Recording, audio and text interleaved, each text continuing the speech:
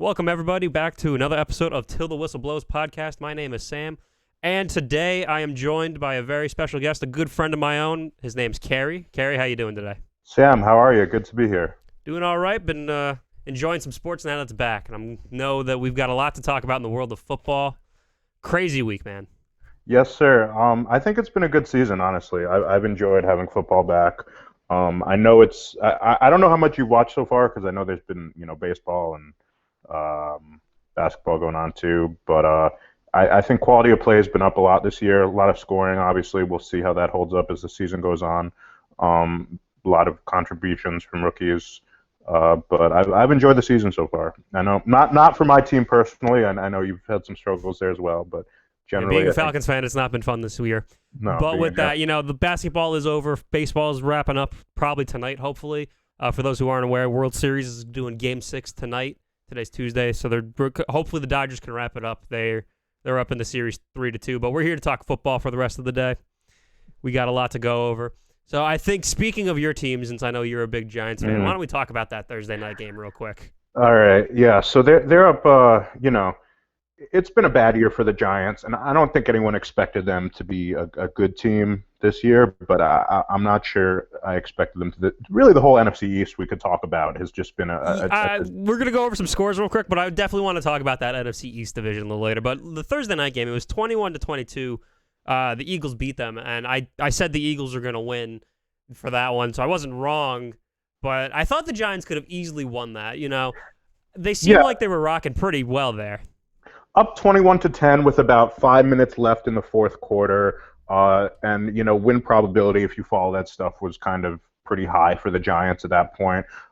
Eagles, they hit a big play to the rookie Hightower down the sideline. It was one-on-one coverage. I'm not really sure what the defense was doing there. They get a score there. And then, really the key play in this game, late in the game, the Giants are driving, trying to protect a 4-point lead with like 3 minutes left in the game is always a tough spot, right? Because you want to run out the clock, but yeah, of course.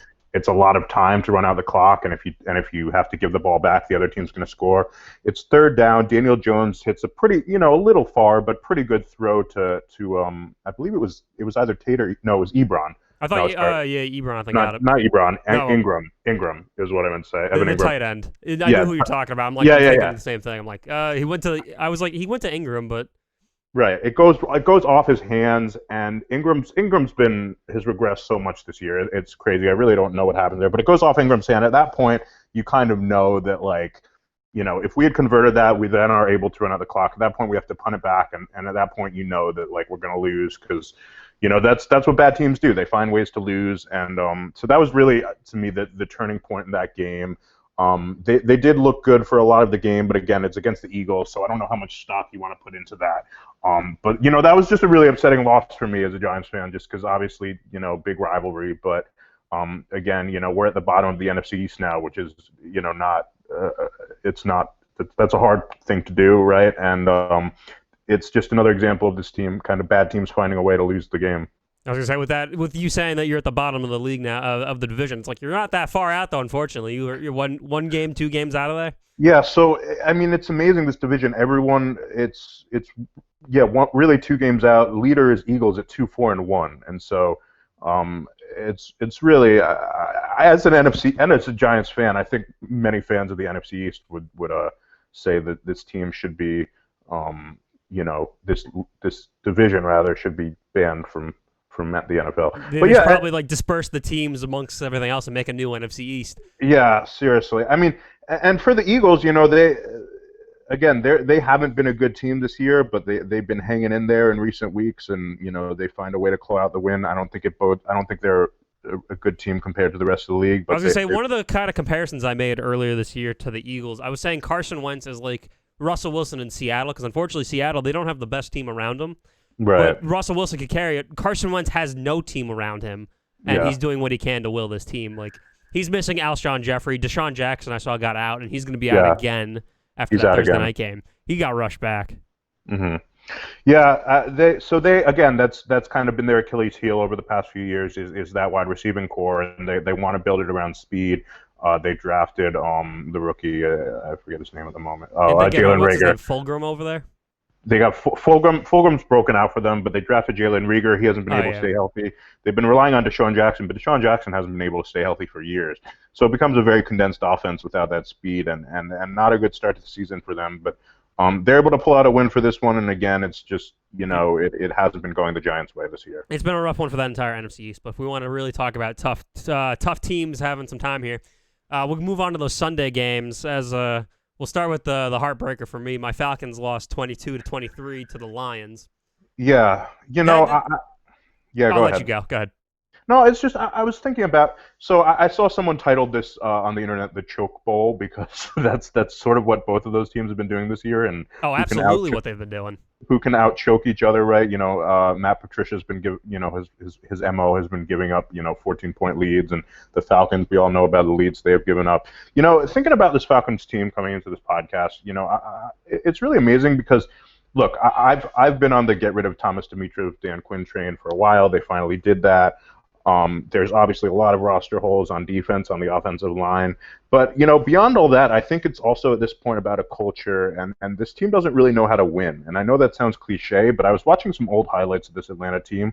In those first 5 years of the Mike Smith era, it was almost the opposite of what they are now, in that they just, they weren't flashy, they didn't put up big numbers, but they found ways to win games late with Matt Bryant, with Matt Ryan, with Roddy White. They always, I was watching, especially that 2010 season, I was watching that Ravens game where they won that one late, that Tampa game where they won that one late. It was just a team that found ways to win games no matter what, even if they didn't play the greatest game. And it's sort of like, ever since then, it's sort of been the opposite, where, they'll be competitive for a lot of the game, but they just find ways to lose late. So I think more than anything, this team just needs to, that stuff gets in your head internally, mentally, and I think this team more than anything just needs to find ways to learn how to win games again. I mean, I know that's cliche, but I think it becomes a mindset when you start blowing all these leads again. You don't really believe that you can pull it off, and I think that's really, more than anything, what needs to shift for this Atlanta team. The big thing they need to do, they need to get rid of all these Buccaneer coaches at this point. Because you got to realize, we're sitting on Dirk Cutter, we got Raheem Morris. They weren't even that great in Tampa Bay. Like, that's pretty rough. Yeah. But if we want to talk about what happened in the game, Raheem Morris, first of all, made a stupid call on that fourth down to go for it instead of taking his three and actually putting more pressure on it. He was trying That was a bad call. He was trying to do something that he thought would be good, but we're not going to talk about that. Then we could talk about the Todd Gurley run, too, where he scored the touchdown on accident. Mm-hmm. He's moving too quick, unfortunately. Like, everyone's like, oh, he shouldn't have done it. It's like, no, he's running at his full speed to try to break through a bunch of people, and then he just happened to fall in by accident. You can't hate the guy for, trying to do what was right, try to get the yardage, but, he's moving too fast. He's a quick fellow still. It's your instincts take over in that moment, right? You're on the I mean, we saw in the Super Bowl, the last Super Bowl the Giants won, Ahmad Bradshaw thinks about sitting on the ball. He ends up his momentum takes him into the end zone. Yeah, he started moving in. Right. We saw it in the Penn State-Indiana game this past weekend. The exact same thing happened where they're not supposed to score late in the game. They're supposed to sit on the ball, but they hand it off and they end up scoring. That's one of those things. It's a coach situation that it needs to be made more clear in that moment what you're supposed to do. But when you take that handoff, everything you're taught is end zone, score, score, score. Hey, it's time to go forward, run it in. My thought is Matt Ryan should have just sent the ball, taken some knees, and just go from there. Yes, they needed the first down, but that's fine. It was a weird call to run it in that situation. Again, that's game management, something the Falcons have struggled with so much. You have to know in that situation, okay, sit on it, kick a field goal. I forget his name. The kicker's been reliable for you guys this year. Younghoe Koo. Younghoe Koo, yeah. He's been reliable for you guys. It's a chip shot. Sit on that, get the win. Get your second win of the season. Now you're 1-6 for 2 consecutive seasons. And again, that similar to the Giants game, we talk about moments that turn the game, right? That was one of those moments where, it's like you knew after that happened, okay, bad things are going downhill from here. It's starting to spiral. And on the other side, Matt Stafford, he, not the best season for him. I don't think this is a good coaching staff for the Lions. We can dump on Matt Patricia. Everyone knows that. Well, but again, unfortunately with this win, I think the Lions are going to want to keep Patricia now because he's like, oh, maybe he can get the way. The way I see it is he beat a Falcons team that's still trying to fix their issues. So, yeah. It's not impressive at all, and that final drive was really impressive by Matt Stafford, and that's something he's done over the year. He hasn't always been consistent late in games, but there are times when you give him the ball back and, he needs a score within less than a minute, with that arm of his, he can make crazy throws, and he made some really impressive throws on that final drive. Throws where some of those throws are indefensible, Yeah, I was going to say, Kenny Golladay definitely stepped up, too. Like, that was big time for him, like having like a receiver like Kenny Golladay out there and Marvin Jones. Like that's a great duo to have for Detroit. It's just Both of they're those being guys. mismanaged. Yeah, both of those guys have an almost like Calvin Johnson like ability, the guy that preceded them to kind of go up and high point the ball, Yeah. when it's kind of tossed up. I think probably two of the more underrated receivers in this league. I don't know what their future is. I think Galladay is going into a contract year. I'm not positive. I know Jones has been there for a while. But yeah, it's a Lions team that's unfortunate because they've been, this organization has been stuck in mediocrity for years, and they thought they were getting the next big thing in Matt Patricia. Unfortunately, they were getting someone whose calling card was supposed to be defense, but their defense hasn't been good. Offense doesn't have an identity, so it's a Falcons team that it's hard to see them going anywhere with this coaching staff. Unfortunately, so they'll have a real test later down the road. So one of the big games I thought that was very interesting. If you were watching, the Browns and the Bengals. Now, I said the Browns were going to win that. They did. They won it by 3, 37-34. Yeah. Baker started 0 for 5 that game, but then really kicked on the Jets there. Now, I know last week we were saying that Baker had so much issues with Pittsburgh, but then he comes back for this Battle of Ohio and really turns on the Jets here. Yeah, it's a good comeback for Baker Mayfield. Hasn't had the hottest start to the season. They've been winning, but he's been inconsistent. But he played better from inside the pocket in this game, which is a big plus for this point. A lot of his big plays early in their season were coming outside of the pocket, which is good. But, he needed to settle down. He needed to, learn to kind of be more patient, go through his progressions. And he did that in his game. I think all of his touchdown passes came from inside the pocket.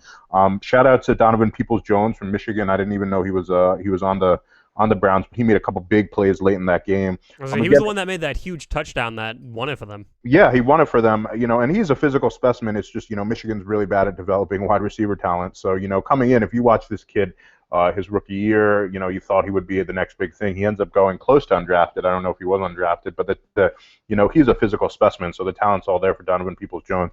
Yeah, I thought it was a good comeback day for Baker. Again, it's hard to judge against the Bengals defense that, quite frankly, hasn't been very good. But they competed. I think they won the game late after giving up a late lead to the Bengals. It was a good rivalry. It was a glimpse of the future for these two teams if they can build around these quarterbacks. To me, the Browns have just been a team that I think they're probably the third best team in the AFC North, and they have two really good teams ahead of them, and they just seem like a team that is better than bad team, can really destroy bad teams, but are not good enough to compete with the Steelers and Ravens. And I think that's just who they are at this point, and maybe that's okay. It's Steelers and Ravens are two of the best teams in the AFC. But when they've gone up against the lesser competitions of the AFC, they've done really well. And I think Kevin Stefanski's done a really good job with this offense. With the running game, we know how good Nick Chubb is. They have Kareem Hunt now as well. Kind of managing Baker and making it so he doesn't have to be the focal point of the offense for them to win.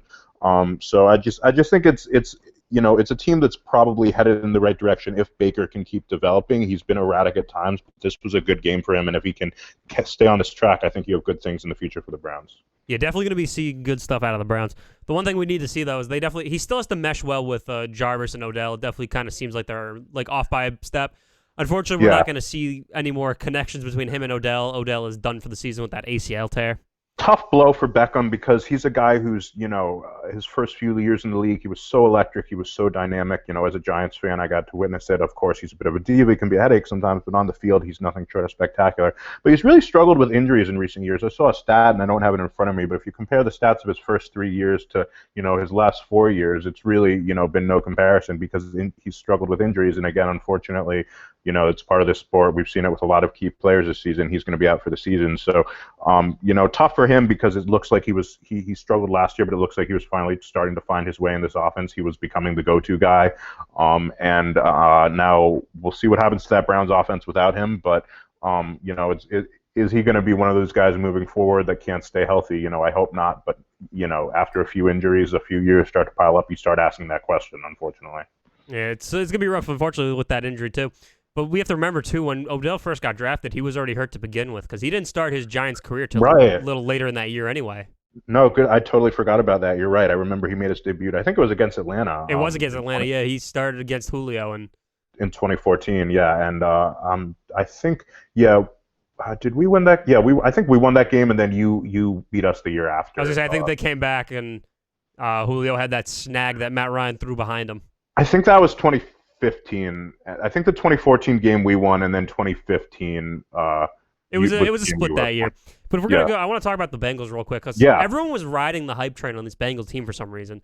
Joe Burrow is an unproven rookie. The defense still is kind of flustered, and you have a recovering AJ Green wow, you got rid of your tight end. Like, I don't get why everyone Yeah. was buying in on the hype. So I think people are really excited about Joe Burrow, and I think that's understandable. I think he's not like Peyton Manning yet, but he's done a great job. He's a really great guy to root for. Leader at LSU, comes in as a rookie and wins a voted captain by his teammates, which is almost unheard of in this league. This was a great game again, by two teams that historically haven't been very good, and they're both, like I said, showing glimpses of the future in this game. But yeah, I'm with you. I think the Bengals have a lot of work to do to build around Joe Burrow. Their defense is not very good. Their offensive line has been Swiss cheese, and that's alarming. Joe Burrow has been taking a beating. That's what I kind of been taken away from watching the Bengals this year. And that they need to shore that up, because that can have an effect on a quarterback. I mean, look at Andrew Luck. Look how many years he took a beating, and he eventually He left early, and like you could see it with the beginnings of Sam Darnold right now, where he's getting a beat and he doesn't want to. He's getting flustered. Same exact thing. It takes an impact on these young quarterbacks. I mean, so, he's a tough guy. He'll keep getting up. He'll keep throwing. They're throwing it a lot. They're doing a lot of empty backfield, which I think is a good thing for him, because that's what he did at LSU. But at the same time, it exposes your quarterback. And so that's the biggest concern for me right now. And that's really been the concern recently. And, has been, when you draft a quarterback high, is it a good enough organization where they can build around him? We're starting to see that talk with Trevor Lawrence if he goes to the Jets, for example, and we'll get to that later. Will they be able to build around him?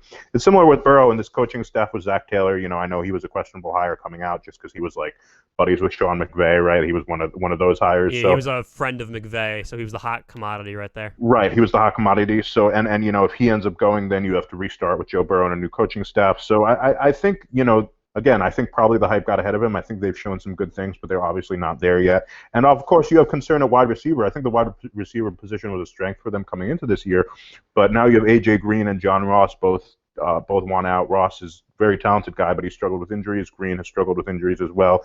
And I think that also shows you just this Bengals organization has become a losing organization, and these guys don't really want to be a part of it anymore. You can't really blame AJ Green. I mean, he's a guy who's kind of at the Julio Jones level of talent, but he hasn't really been able to showcase it in Cincinnati. So T. Higgins is a good starting point for them, but if they lose those two, then you wonder, Tyler Boyd's good, but you wonder if they need to get something at wide receiver. Good shootout between two young teams, but yeah, I'm with you, Sam. I think they have a long way to go. Yeah, they're going to have to reload that receiver core, but you know what they got to do, though? They can't go the way of the Browns, because if you remember Baker's first few years in this league now, he's had like 4 different head coach, because he had Hugh Jackson, he had Kitchens. Right. Greg Williams was like the interim coach, and now he's at Stefanski. He needs to stick with someone. That's going to kill him, too. Right. I agree. And again, that's the problem with Zach Taylor. People think, oh, Zach Taylor isn't the guy. Well, then you're starting over with someone else. So that's a calculation they'll have to make internally. They'll have to look at things at the end of the season, see where they can build on. And the drafts are going to be really important for them next year. So they, build this young team, with getting rid of Andy Dalton. They're essentially saying we're rebuilding, we're starting over. They have the quarterback. They're back to square one. So we'll see how they do there. Yeah. So now we had a battle of unbeaten teams. We had the Steelers and the Titans. I thought the Titans were going to win that one. They lost it, sadly. It was 27-24. That Steeler team looks for real right now. Ben Roethlisberger is playing like he wants to play. Yeah, so there were a lot of questions about Ben Roethlisberger coming into the season because of the injury, and I thought almost, I understand this guy been injured almost every year of his career. He's getting old. At the same time, when healthy, this guy's one of the top quarterbacks in the NFL, and he's shown that this year. He really hasn't missed a beat. Came back. He said he came back for his teammates, thought about hanging up, but wanted to compete with these guys. And he's just really playing really smart football. And Roethlisberger is an interesting guy because he's a guy who early in his career was a big improvisational guy, run around, do stuff late in the down. He's really transformed the way he plays the game to kind of more of a field general Tom Brady type of guy, where it's a lot of short passes, it's a lot of getting rid of the ball. He's actually last in the league in rushing EPA. He's not running the ball at all, which he used to do a decent amount, not a ton. He's really become a pocket passer kind of, and he's kind of aged really well. Two really good teams. This was a good one.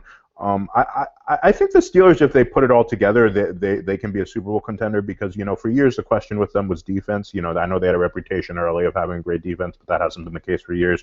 They go out and they address the defense in the 1 year Roethlisberger isn't here, which, probably led Steelers fans last year to be saying, why didn't they do this earlier? But now Roethlisberger comes back and you pair him with that defense, and it's a formidable team. I guess the one question I have about them is really on offense.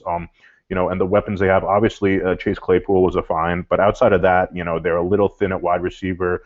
Claypool, as good as he is, I don't know if he's like your typical prototypical X where he runs the whole route tree. He might be more like a DK Metcalf where he's just a traits guy. You can scheme it up for him, you can throw it deep, but I don't know if he, is going to win against number one corners. And Juju Smith-Schuster's kind of had a bit of a disappearing act.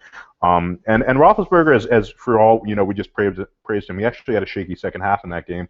So they're a good team. I think if they can, put it all together to be explosive offensively, they've been very efficient, been very methodical, haven't quite been explosive. But if they can be explosive offensively, they can play with anyone. Now on the other side, the Tennessee Titans, I've been really impressed with them, Sam, because everyone was wondering if they were a flash in the pan last year, but they're showing that they're for real this year. I don't know if you've seen any of them at all, but I've been really impressed with the Tennessee, and they're a field goal away from taking this game to overtime. Yeah, I've been watching the Titans closely, but to just jump on the Steelers real quick, Yeah. I wasn't sold on the hype on them yet, but you know what? What they did is they showed up. They were able to stop the top running back for a little while. Yeah. Like they definitely held him for what they could. Unfortunately, yes, he is going to beat you at some points. Yeah. But Tannehill, who's been doing amazing after his resurgence here in Tennessee, he's been doing great too. Yeah. But to see the Steelers come out and do what they did and just keep them where they were at the moment. Yeah. It's awesome. And on the Titans side of things, I like the AJ Brown. I'm really excited to see him down the road. I think he's going to be an amazing receiver late down in his career. Yeah. I think he's going to have some great numbers. The only issue I'm seeing right now is, just like as the 2010 San Diego Chargers, they had a great team around them. It's the special teams that seems to be screwing this Titans team right now. Yeah, they can't seem to solve the kicker position. They went through 4 or 5 kickers last year, didn't kick a field goal for the final 5 or 7 weeks of the season. They bring in Stephen Gostkowski, hoping to solidify the position. Stephen Gostkowski is one of the best kickers in the league in his prime for the last 10 years, but he kind of he can still, make some big time kicks. He hasn't missed a kick over 50 yards, but just the consistency that we used to see from him is not there. Obviously a lot of people are calling for his head, but as we're seeing, there are not a lot of kickers out there in the league right now that are available on the market. I don't know who you would replace him with at this point. We saw that with the Jaguars when one of the best kickers in the league, Josh Lambo, went down for a few weeks. They went through 4 different kickers trying to replace him, and ultimately didn't find anyone. So the special teams is a liability for them at this point. But I agree. I'm really impressed with the Tennessee Titans. I think Tannehill's resurgence has been nothing short of spectacular. Obviously, there were flashes in Miami, but we never saw him doing anything up to this level. A lot of people were questioning the deal they gave him, wondering, okay, well, we need to see him do it for a full season. He only did it for half a season last year. He's not going to sustain those numbers. And he's been really impressive. He's not perfect. I think it's a really great fit of system with play action and Arthur Smith and QB. But he's got a lot of great traits. I mean, he's aggressive. He's got a big arm. He's willing to turn it loose. I mean, I think those are the traits you want to look for in a quarterback, and he has those traits. So he's been really impressive, and I'm with you, Sam. A.J. Brown, really impressive coming out of Ole Miss. And he can win one-on-one. And the run after the catch, I mean, there was a play, it was one of those bang play action plays against the Steelers where he caught a pass for 10 to 12 yards, and he just takes it to the house. I mean, he almost one of those Julio Jones type plays. I mean, run after the catch, this guy is really unstoppable. And it's a well-coached team, Sam. I mean, Mike Vrabel is looking at, one of the few Patriots disciples that actually knows what he's doing.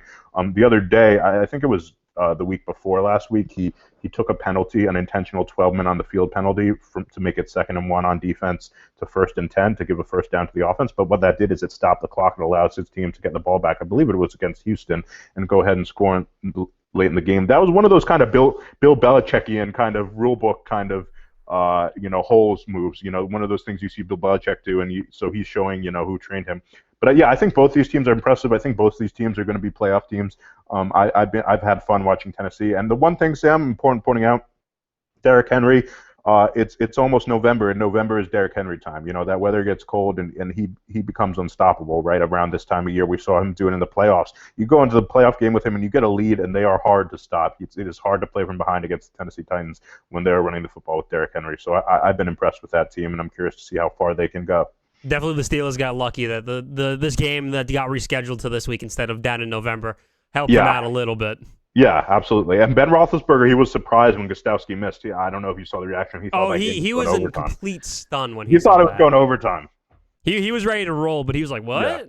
Yeah. So good win for the Steelers. Yeah. Hey, tip your cap to them. They're 6-0. It's not always pretty, but the record's all that matters. So last undefeated team in the league. It's been a good year for those Steelers. Yeah, hopefully we'll see a lot out of them. Now we have a nice divisional game here. Another one. It was the Panthers and the Saints. I said the Saints were going to win that. They did. It was 27-24. I honestly thought the Saints were going to beat out these Panthers, but the Panthers are definitely showing up a little differently here. I thought with the Christian McCaffrey injury, the defense wasn't really too great, but they're really buckling down here. Like that running back, Mike Davis, he's becoming a really good number 2 running back when Christian McCaffrey comes back. Mike Davis has been impressive, and the Panthers, they're not the most talented team, but they're fighting each and every week. They're kind of playing, almost beyond their talent level at this point. We knew it was going to be a long rebuilding effort for them. Matt Rule given, I think a big contract, a long year deal. I think it was a 7-year deal. I don't know exactly, but they knew that, they were kind of starting from square one. And I didn't expect this Carolina team to be very good this year, Sam. I didn't think they were going to win that many games.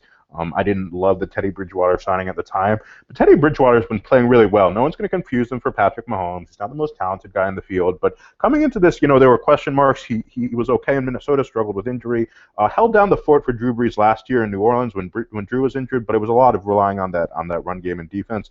But he's looked really good in this Joe Brady, Matt Rule system. He looks like he's playing with confidence. He's turning it loose to his one-on-ones. And it's a Carolina team that they might not beat you, but they're going to give you a tough fight each and every week. So a good game for these two, and I think they've been impressive, and it was a good head coaching hire. Again, you look at the Giants, and not to bring it back to the Giants, but they didn't want to give Matt Rule a 7-year deal. They thought that was too long, and that's going to be something that we'll see in the coming years. Whether that was a good decision or not, because Matt Rule looks like to be a good hire. As for the New Orleans Saints, a lot of people every week people want to talk about Drew Brees' declining arm strength. We know Drew Brees isn't the same Drew Brees he was 10 years ago. We know he's not going to flush those deep posts the way he used to. But, they're still an efficient offense. I mean, I think he was like 29 for 36 or something, 2 touchdowns, no interceptions. What he does well, he can do really well, and he's going to play to the max of his ability. But it doesn't really look like a playoff team for me, these Saints. They beat the Buccaneers, but then they had they're 4-2. They had a couple losses. They lost to the Vegas Raiders on that Monday night. Right, the Raiders. I remember they had a bad loss. I couldn't remember who it was. It's sad because this probably Drew's last year, and you want to see them rewarded as a playoff team. But I think the offense is a bit condensed, and the defense isn't as good as it was in the past. So I just don't know how. The ceiling for this team doesn't seem too high to me. Yeah. So when the season started, I thought they were going to go all in. I thought they were ready to go. They brought Emmanuel Sanders in. Right. They still had Mike Thomas. They had Cam Jordan. They have these amazing players, but it seems like they're kind of fumbling apart. Like Michael Thomas had a huge issue the other week with one of his teammates. Emmanuel Sanders, unfortunately, tested positive for COVID. Yeah. They have a lot of bang-ups here. Like Alvin Kamara is still playing like he does, but Drew Brees definitely, his age is showing a little bit. Sure. It's a little rough for him. Yeah, they don't scare you the way they used to. Yeah, I was gonna say they're not the same team. It seems like honestly, they're gonna hit like a tough patch. Like I know they have the Packers later down the road. Oh no, I think they already played the Packers. Actually, I think that was their other loss. They lost to the Packers. Beat them, yeah. Packers beat them at home. That again, usually a tougher environment. I think probably with a full crowd, the Saints probably win that game. But yeah, they'll always be competitive with Drew Brees, and they've been screwed in the playoffs for so many years now with some of these calls and some of this defense.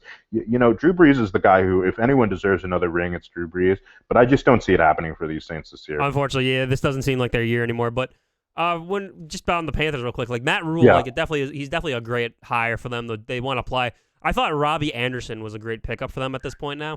I wasn't really sold on him because, Jets receiver didn't look so hot. But now that just like Ryan Tannehill, just like Minka Fitzpatrick, Kenyon Drake, you get away from Adam Gase. Devontae Parker. Once Adam Gase is away from you, you play amazing. It's amazing. Le'Veon Bell had 2 runs of over 15 yards in his entire Jets tenure, and he had 2 runs of over 15 yards in his first game as a Chief, where he was backing up Clyde Edwards-Helaire. It's really unbelievable, and people are going to say, "Oh, you can't dump on coaches. You don't know this, just that." But the evidence is it's crazy to see. I mean, just what a bad how bad Adam Gase is at getting the best out of his players.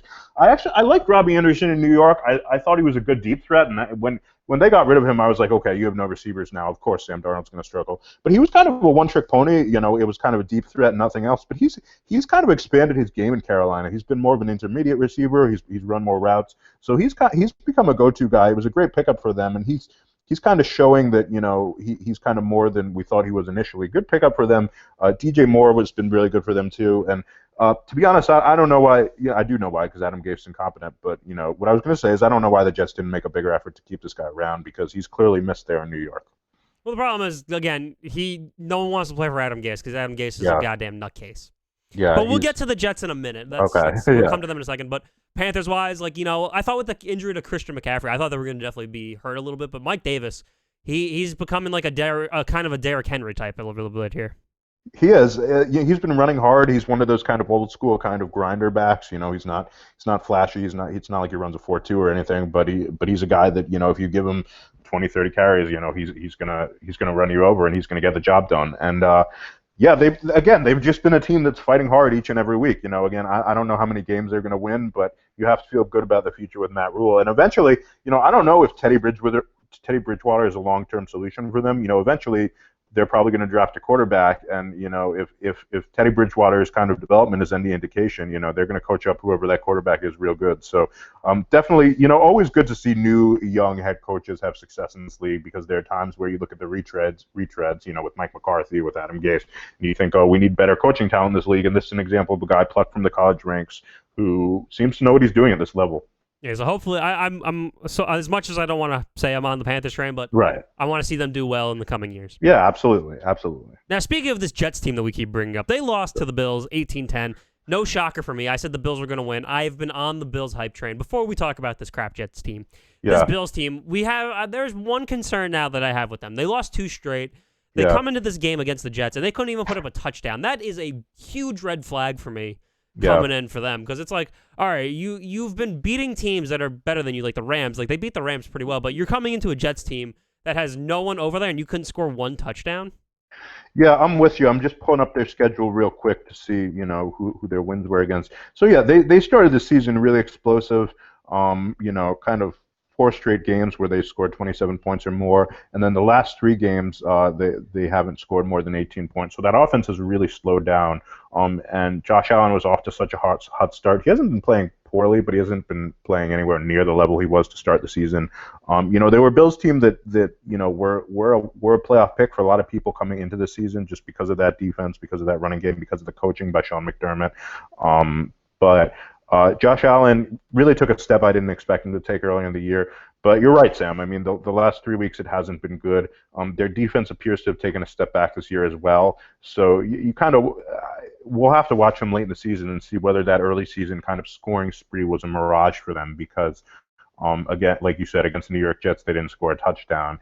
And I think early in the season too, there's a lot more offense early in the season than I think you're going to see late in the season, because of the pandemic offseason and because of the effect that's had on defenses. So yeah, I don't know what's going on with the Bills on offense, but they need to figure it out, because I still think their division is weak enough that they will be a playoff team regardless. But if this is a Bills team that coming into the season, I do believe had Super Bowl aspirations, as you alluded to, and 18 points is not going to get it done. No, that's not going to be it. Like, they have the talent. Like, they brought in Stephon Diggs, who I thought was a good like receiver for them. Like, that's like a good guy. They need to compliment everyone. Yeah, he was a great pickup for them. Again, that was a move I was skeptical of, just because of the personality issues, because he was so, he was a bit of a not a head case, but he complained he complained in Minnesota when he wasn't getting enough balls, and it was sort of like, okay, if he doesn't like it with Kirk Cousins, how's he going to like it with Josh Allen? But Josh Allen took a big step forward, as I mentioned, and Stephon Diggs has been really effective for this team. They scheme it up well on offense. But again, they have not been impressive for the last few weeks. So let's see. I don't know who they play next week. Again, I think in this division, I don't. Okay, so they host the Patriots. That's a big one. If they can't beat the Patriots, that's alarming, because the Patriots are not the Patriots this year that we're accustomed to seeing, and we'll get to that. But they go Patriots, Seahawks, Cardinals, and then Chargers, and then 49ers, Steelers, Broncos. So they have a 3-game stretch to end the season at Broncos, Patriots, Dolphins that they should take care of. But after the Patriots, that schedule does get a little bit tougher. So they're gonna have to find that offense pretty quickly, Sam. They're gonna have to refocus and see what's going on. Yeah. And then now the Jets, the only winless team still around. 0-2 for the second time in franchise history. Last time was 1996. Adam Gase, it's just been a disaster. I don't think anyone liked that hire from the start. I just feel bad for Sam Darnold, because, again, like you mentioned this earlier, he's taking an absolute beating. I watched those highlights. He's getting absolutely destroyed behind that offensive line. He hasn't looked good, but this Jets offense has no identity. They don't know how to use their skill players. Adam Gase is a stubborn coach. He's alienating the locker room. He's trading away the leaders of the franchise. He's not surrounding his young quarterback with talent. Adam Gase was brought in as supposedly like a quarterback whisperer, quarterback guru, as crazy as that sounds, to kind of help Sam Darnold take that next step, because Sam Darnold was the next big thing, as much as many people are ready to give up on him, and we'll see his future may or may not be with the Jets. It's looking like they may be tanking at this point. But Adam Gase, honestly, he shouldn't make it through the season, but he will, because this is an incompetent Jets organization. Just really nothing good to say about this team. Greg Williams. There's been coaching tension. There's been guys throwing each other under the bus. some of the reports are that Adam Gase, he knows, the report saying I got paid, I don't care how I do, I got the money now. That's Yeah, pretty he alarming. doesn't seem like he's interested in this Jets team. He doesn't seem like he cares. He deflects responsibility. He doesn't game. It's just you can tell when a team wants to play for their coach, when they want to play for wins, or when they're just slogging through the season. We see that with the Cowboys too. We'll get to them, but that's what I'm seeing with this Jets team. They're not a talented team. I don't know what they're doing schemingly. The coach are putting their players out to get injured, which a couple weeks ago Sam Darnold plays with an injury. That's not a good sign. So nothing good to say about this Jets team. And I don't, Sam, look, I don't know if the two New York teams seem to be in the mix for Trevor Lawrence. I don't think Trevor Lawrence will hype. I mean, he'll help those teams, but I think there are bigger issues than quarterback for those teams. I mean, until those teams, especially the Jets, develop a culture, develop a team to build around. I mean, people are acting like Trevor Lawrence is a savior here. As good a prospect as he is playing with a baller team in Clemson, and we saw it with Joe Burrow. If you go from you have these super teams in college, and then you go to the NFL where you're getting hit on every single play. That's not a sustainable formula for success for the quarterback. So really, no long-term plan here. I don't know what's going on with Sam Darnold. I still like Sam Darnold. I think he's a talented kid. But it's starting to look like his future might not be in New York. I don't know how you feel about that. I mean, do you think they're going to try to make a move for Trevor Lawrence here? I mean, it seems like right now that they're going to be in lock for this number one pick. Yeah, it seems to be where they're headed, right? But if they keep Adam Gase here, Trevor Lawrence's career is going to end. And if you've heard like all the reports, like even former Falcons receiver Roddy White has gone out and said, if the Jets have the number one pick, Trevor Lawrence needs to stay at Clemson. Yeah, so I've heard that. Look, my opinion is that there's no chance that happens. Trevor Lawrence, because quarterbacks they're not going to play for free when they can get paid for a year. It just doesn't happen. Especially you see that with like lesser talented quarterbacks. Like people were saying Sam Darnold needed another year at USC, which would have helped him, but he went to the NFL. With you have a quarterback as talented as Trevor Lawrence, who literally started but brought back up a conversation where people are saying why can't he go pro after his first year because he's already that good. He's not going to stay another year at Clemson. I'll give you my word on that now. Now does he? You could always pull an Eli Manning and say I refuse to play for the Jets. Trevor Lawrence doesn't seem like that kind of guy to me. But I don't know. I don't see how you keep Adam Gase and then turn to your fans and ask them to come and support this team when what kind of message does that send? So that. If you keep them through the season, I don't think you should, but fine. It's a lost season already. But, past this point, and even past Adam Gase, say they get rid of Adam Gase, they still need to make the right hire next. And what gives you confidence that they can do that because of their head coaches over the last few years? So I don't know. It's unfortunate, and it's kind of the conundrum we talked about with Burrow, right? It's like you have a super talented quarterback, but he gets drafted by a bad organization because in order to be picking number one overall, you usually have to be a bad organization. Yeah, it's got to be a bad team. So hopefully this Jets team, they need to clean slate with every personnel in there, like GM, coach, everyone should probably go. Yeah. At this point. Yeah, and then Trevor, we'll see with Trevor Lawrence and Sam Darnold. Hopefully, if Sam Darnold's not the guy of the future here, hopefully, he gets a second chance with someone where he can have more. We're seeing a lot of these Dwayne Haskins, Josh Rosen, all these quarterbacks that are really young and we're on bad teams. They haven't really been getting second chances because everyone wants the next best thing. So a lot of stuff up in the air for the Jets. I was gonna say Rosen's in Tampa Bay right now behind Tom Brady, but he's even on the practice squad. So yeah. So speaking of those Cowboys, though, they oh man. They lost 25-3 to the football team. To the football. And I thought the Cowboys were going to win this one. I thought this was going to be kind of a simple win for them. But I said this before, and I'm going to say it again. Mike McCarthy was a product of Aaron Rodgers. I don't think he's a great coach. He's not adapting to the times, and the team doesn't want to play for him at this point because he's not doing a great job.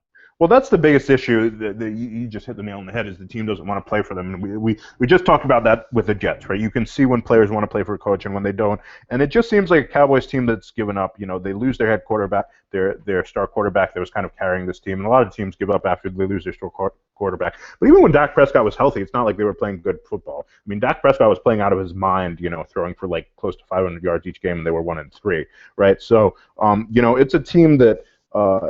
Again, I personally think that Mike McCarthy, got a bad rap for some of Aaron Rodgers' struggles. I don't think those were all on Mike McCarthy. He's obviously Aaron Rodgers is kind of back to form this year. But I think early in his career, Mike McCarthy did a good job. But I think you're right that he hasn't done a good enough job adapting to the modern game. And I think it was a questionable hire because when you're talking about the Cowboys, you're looking at the team that with Jason Garrett was always kind of They were good enough to compete, but never good enough to get over the hump. And so when you're looking for a coach that wants to get you over the hump, it seems like they went and hired like Jason Garrett 2.0, right? A kind of uninspiring, middling kind of head coach that has been uninspiring and middling and couldn't get the Packers over the hump for years. It was a strange hire. And I think, again, the thinking behind it was, okay, we have a team that's ready to compete. Mike McCarthy's, has playoff experience. He's been there. I don't want to kind of have to reboot everything with a first-time head coach. I guess in theory that makes sense, but because of what Mike McCarthy's done recently, it's not looking like it was a good hire. And just on the other side on defense, Mike Nolan's been around for a while, and this defense it's horrendous. It's one of the worst probably in Cowboys history, and players they're not giving their all. They're getting confused by assignments. It's a complex defense, and players don't really seem to know where they're doing. You're having all sorts of coverage breakdowns. It's a bad Cowboys team. It's a really bad Cowboys team. They now lose Andy Dalton on a blatantly dirty hit by John Bostic. I don't know why he wasn't suspended for that. Goes helmet to helmet while Andy Dalton's going down. But they don't even have a quarterback at this point. It's tough. It's tough for the NFL because the Cowboys get a lot of primetime games. We have to keep watching them, which I don't really want to do. We're stuck watching this team now because right. They're going to be playing so many, but maybe they're going to have to go out and sign a quarterback because Dak is clearly done for the season. Dalton may be out for a long while because that was a huge hit to his head. He's concussed. And you don't want to leave your keys to this rookie quarterback who's very unproven, especially with a team that's very iffy right now. There's talk about them trading for Ryan Fitzpatrick. That could be a possibility. I don't know who else you sign at this point. Hell, go get Blake Bortles off of Denver if you want. Oh, God.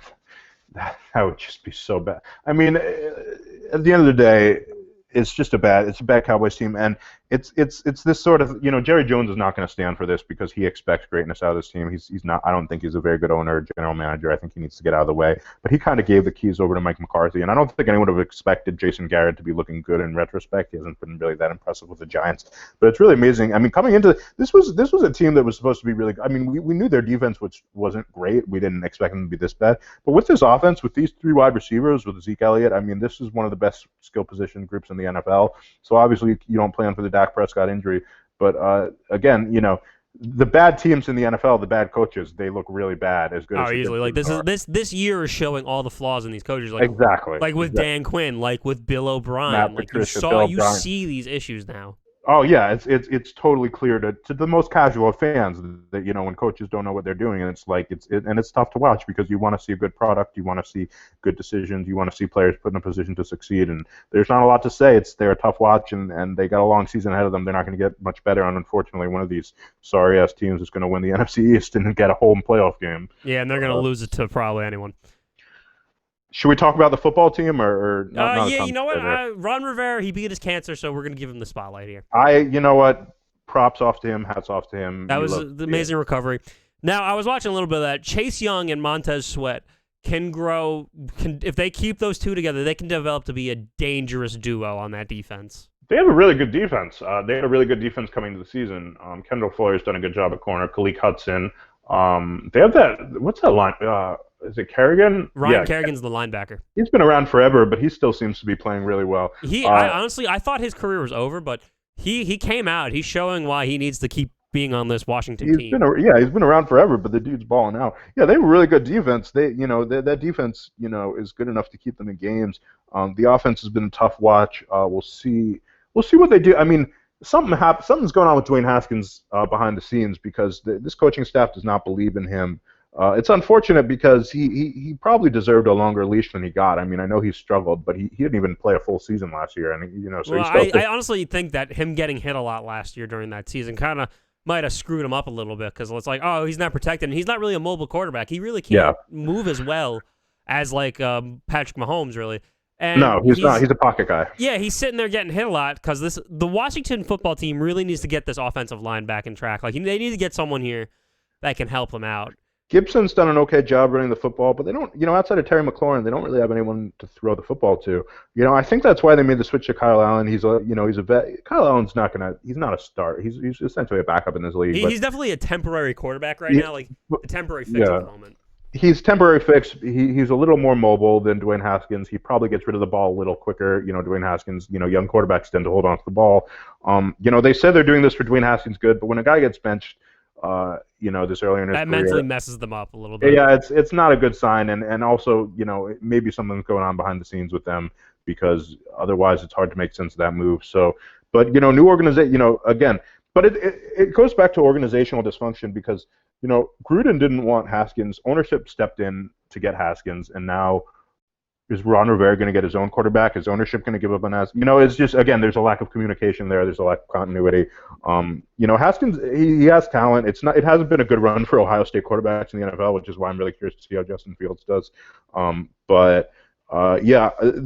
the defense can play if they can get anything out of that offense, but again, this is a team that can't even come up with a name for their team. So maybe from what I was looking at, I think Dan Snyder might keep this name for another year. Snyder, you ask any Washington fan, and they'll tell you that as long as Snyder owns this team, it's not going anywhere. And I think that's probably a fair assessment. He needs to sell the team. But we'll go on to a little happier note here. Packers beat the Texans. It was 35-20. I said the Packers were going to win this one, and they did. Unfortunately, I think Romeo Crennel on the Texans is inheriting a bad situation. Yeah, I think he is, and I'm just going to pull up the Texans because the Texans have had a brutal schedule this year. I think they should start having some wins, but the Texans have had to play the Ravens, Steelers, Chiefs, Titans, and Packers, and they're just not better than any of those teams. They get the Jaguars that that could be at least competitive. Browns, didn't they already beat the Jaguars once this year, and they lost to a really bad Vikings team, unfortunately. And I think that was the one that Bill O'Brien got canned on. Yeah, it was, and again, interesting ownership by this Texans team because Bill O'Brien, again, some player management issues there. When you start feuding with J.J. Watt, it's never a good sign. But he's the guy who at least he was a solid coach coming into this league. He kind of, he wasn't great for Penn State, but considering what Penn State was coming out of with the Sandusky scandal, he really brought them back to at least respectability. So he was kind of a hot commodity as a head coach. After being offensive coordinator for the Patriots, and I think he went to the playoffs with a lot of kind of journeyman quarterbacks, with Brian Hoyer, with who else did he win with? I think. Didn't he have Brock Osweiler there once? Yeah, with Osweiler, right? Yeah, he kept him in the game in New England for a while with Osweiler with a really good defense. He almost got worse once Watson came, but I think ultimately they just gave him too much power. I mean, they gave him control of all this personnel, and I don't really know why they did that. I think if he had just been a head coach and they had kept a proper general manager, he'd probably still be here today, and they'd be a better team than they are now. But they gutted this team of talent. He threw away one of the best wide receivers in the league for no discernible reason. They have an okay receiving core, but no number one right now. The offensive line still struggling.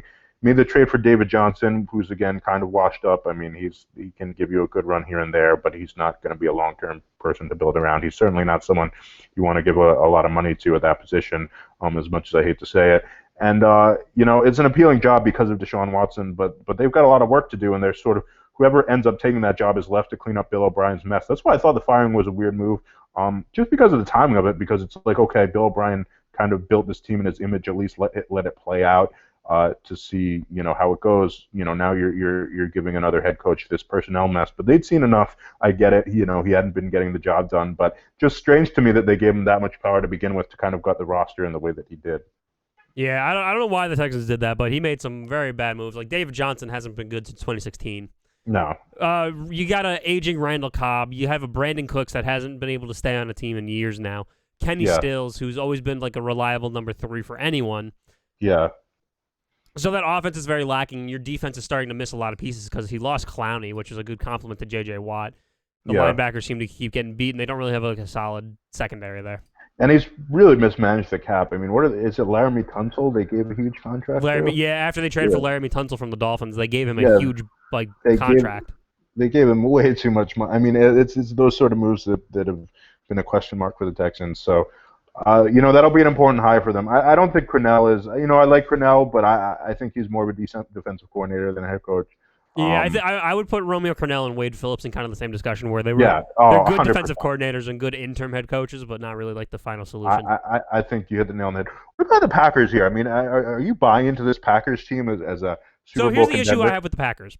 Yeah. They are relying a lot on Aaron Rodgers right now. Devontae Adams is a solid number 1. Aaron Jones seems to be hurt all year.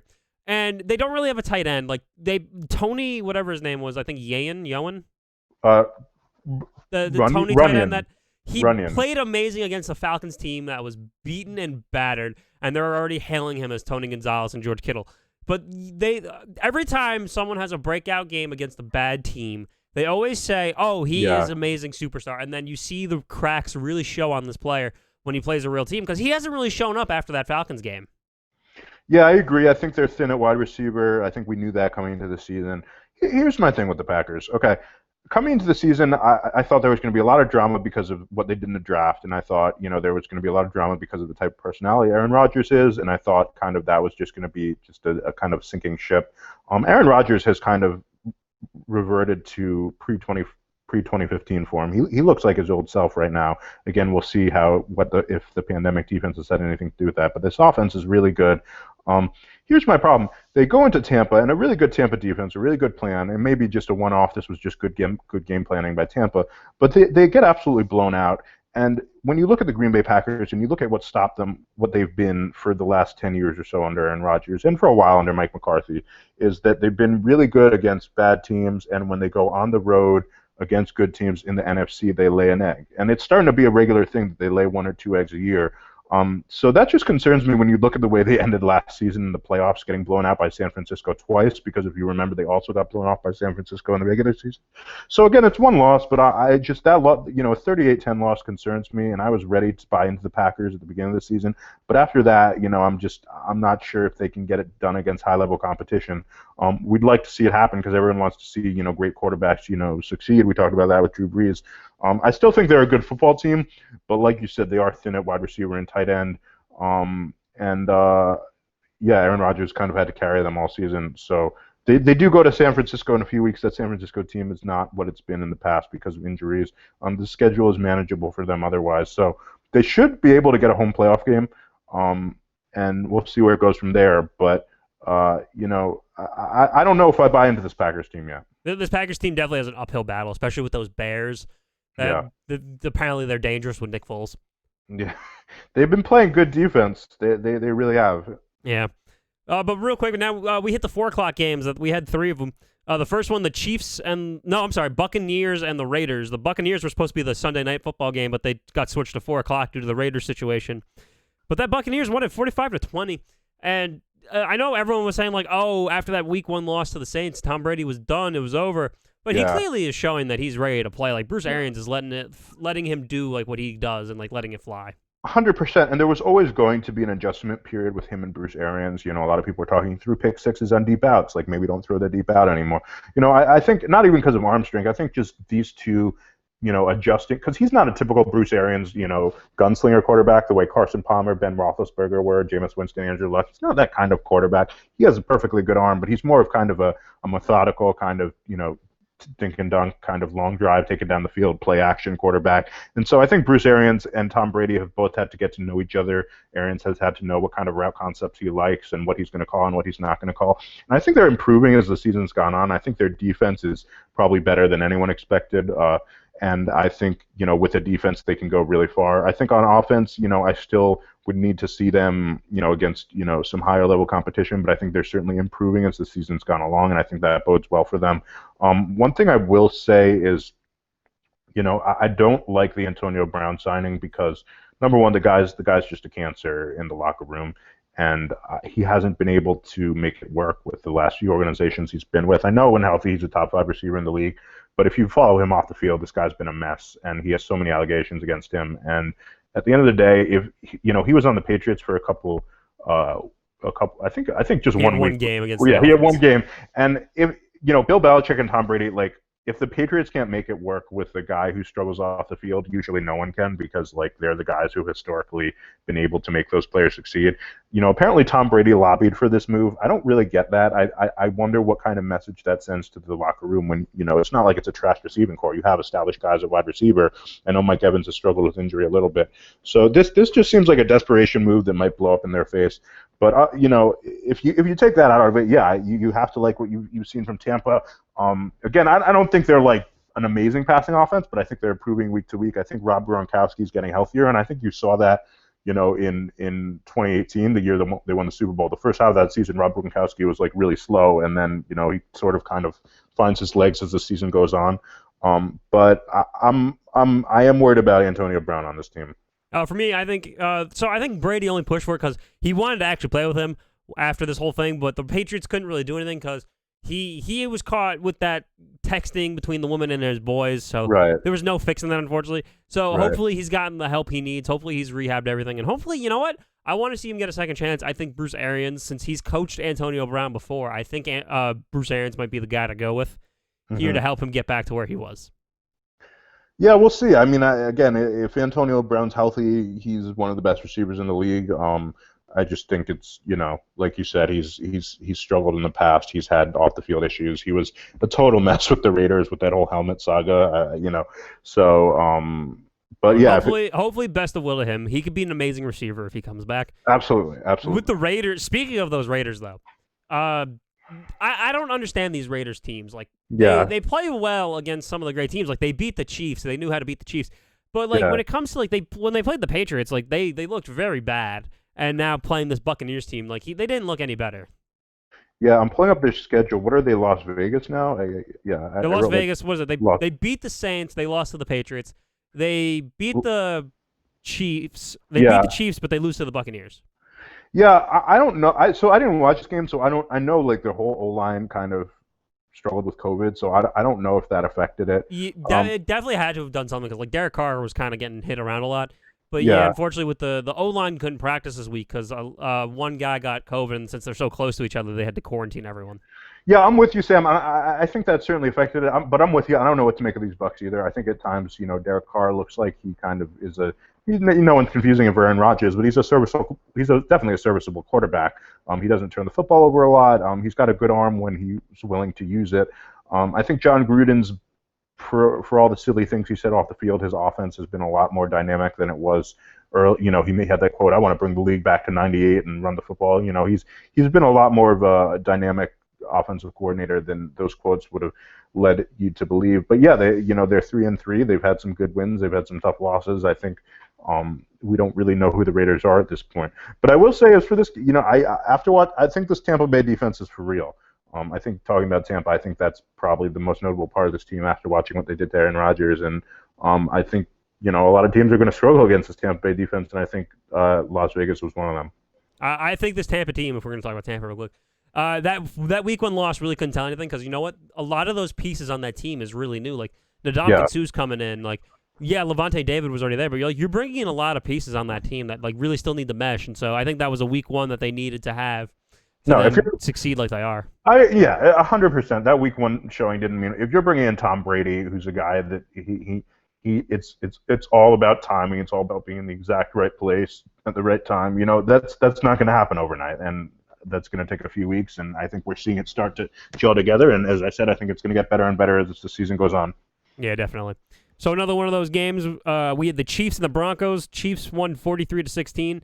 I mean, there's not really much to discuss. The Broncos, they had a great win against the Patriots, but the Patriots were kind of slacking, and now they're playing a real team in the Chiefs with Patrick Mahomes, who just gained a huge weapon in Le'Veon Bell.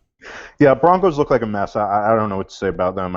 Drew Lock has been struggling. I really like the receiving core coming into the season, but this offense cannot score any points, and there's not much to say about them. You're probably going to see coaching changes there soon.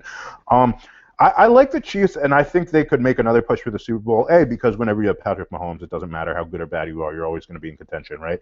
But B, because again, there have been games where Mahomes hasn't been quite as sharp as he usually is, but they can win in a lot of different ways. They don't just need to be great passing. They can now run the football. They can play on special teams. Clyde Edwards-Helaire was a huge pick for them, and look, I watched a lot of LSU last year. I loved Clyde Edwards-Helaire. Everyone was saying, "Oh, why would you take a running back in the first round?" And I'm like, no, this is a dynamic running back. It is a perfect fit for Andy Reid's offense for what he wants to do in the screen game, in the misdirection game, in the shotgun draw run game, and we're seeing that. But the other thing about Clyde Edwards-Helaire is he's a more powerful runner than I think even I realized because he's small. And Chris Collinsworth was saying this on the broadcast. He's short, but I think he said he's short, but he's not small. Like, he still weighs like 220 pounds. He's just short.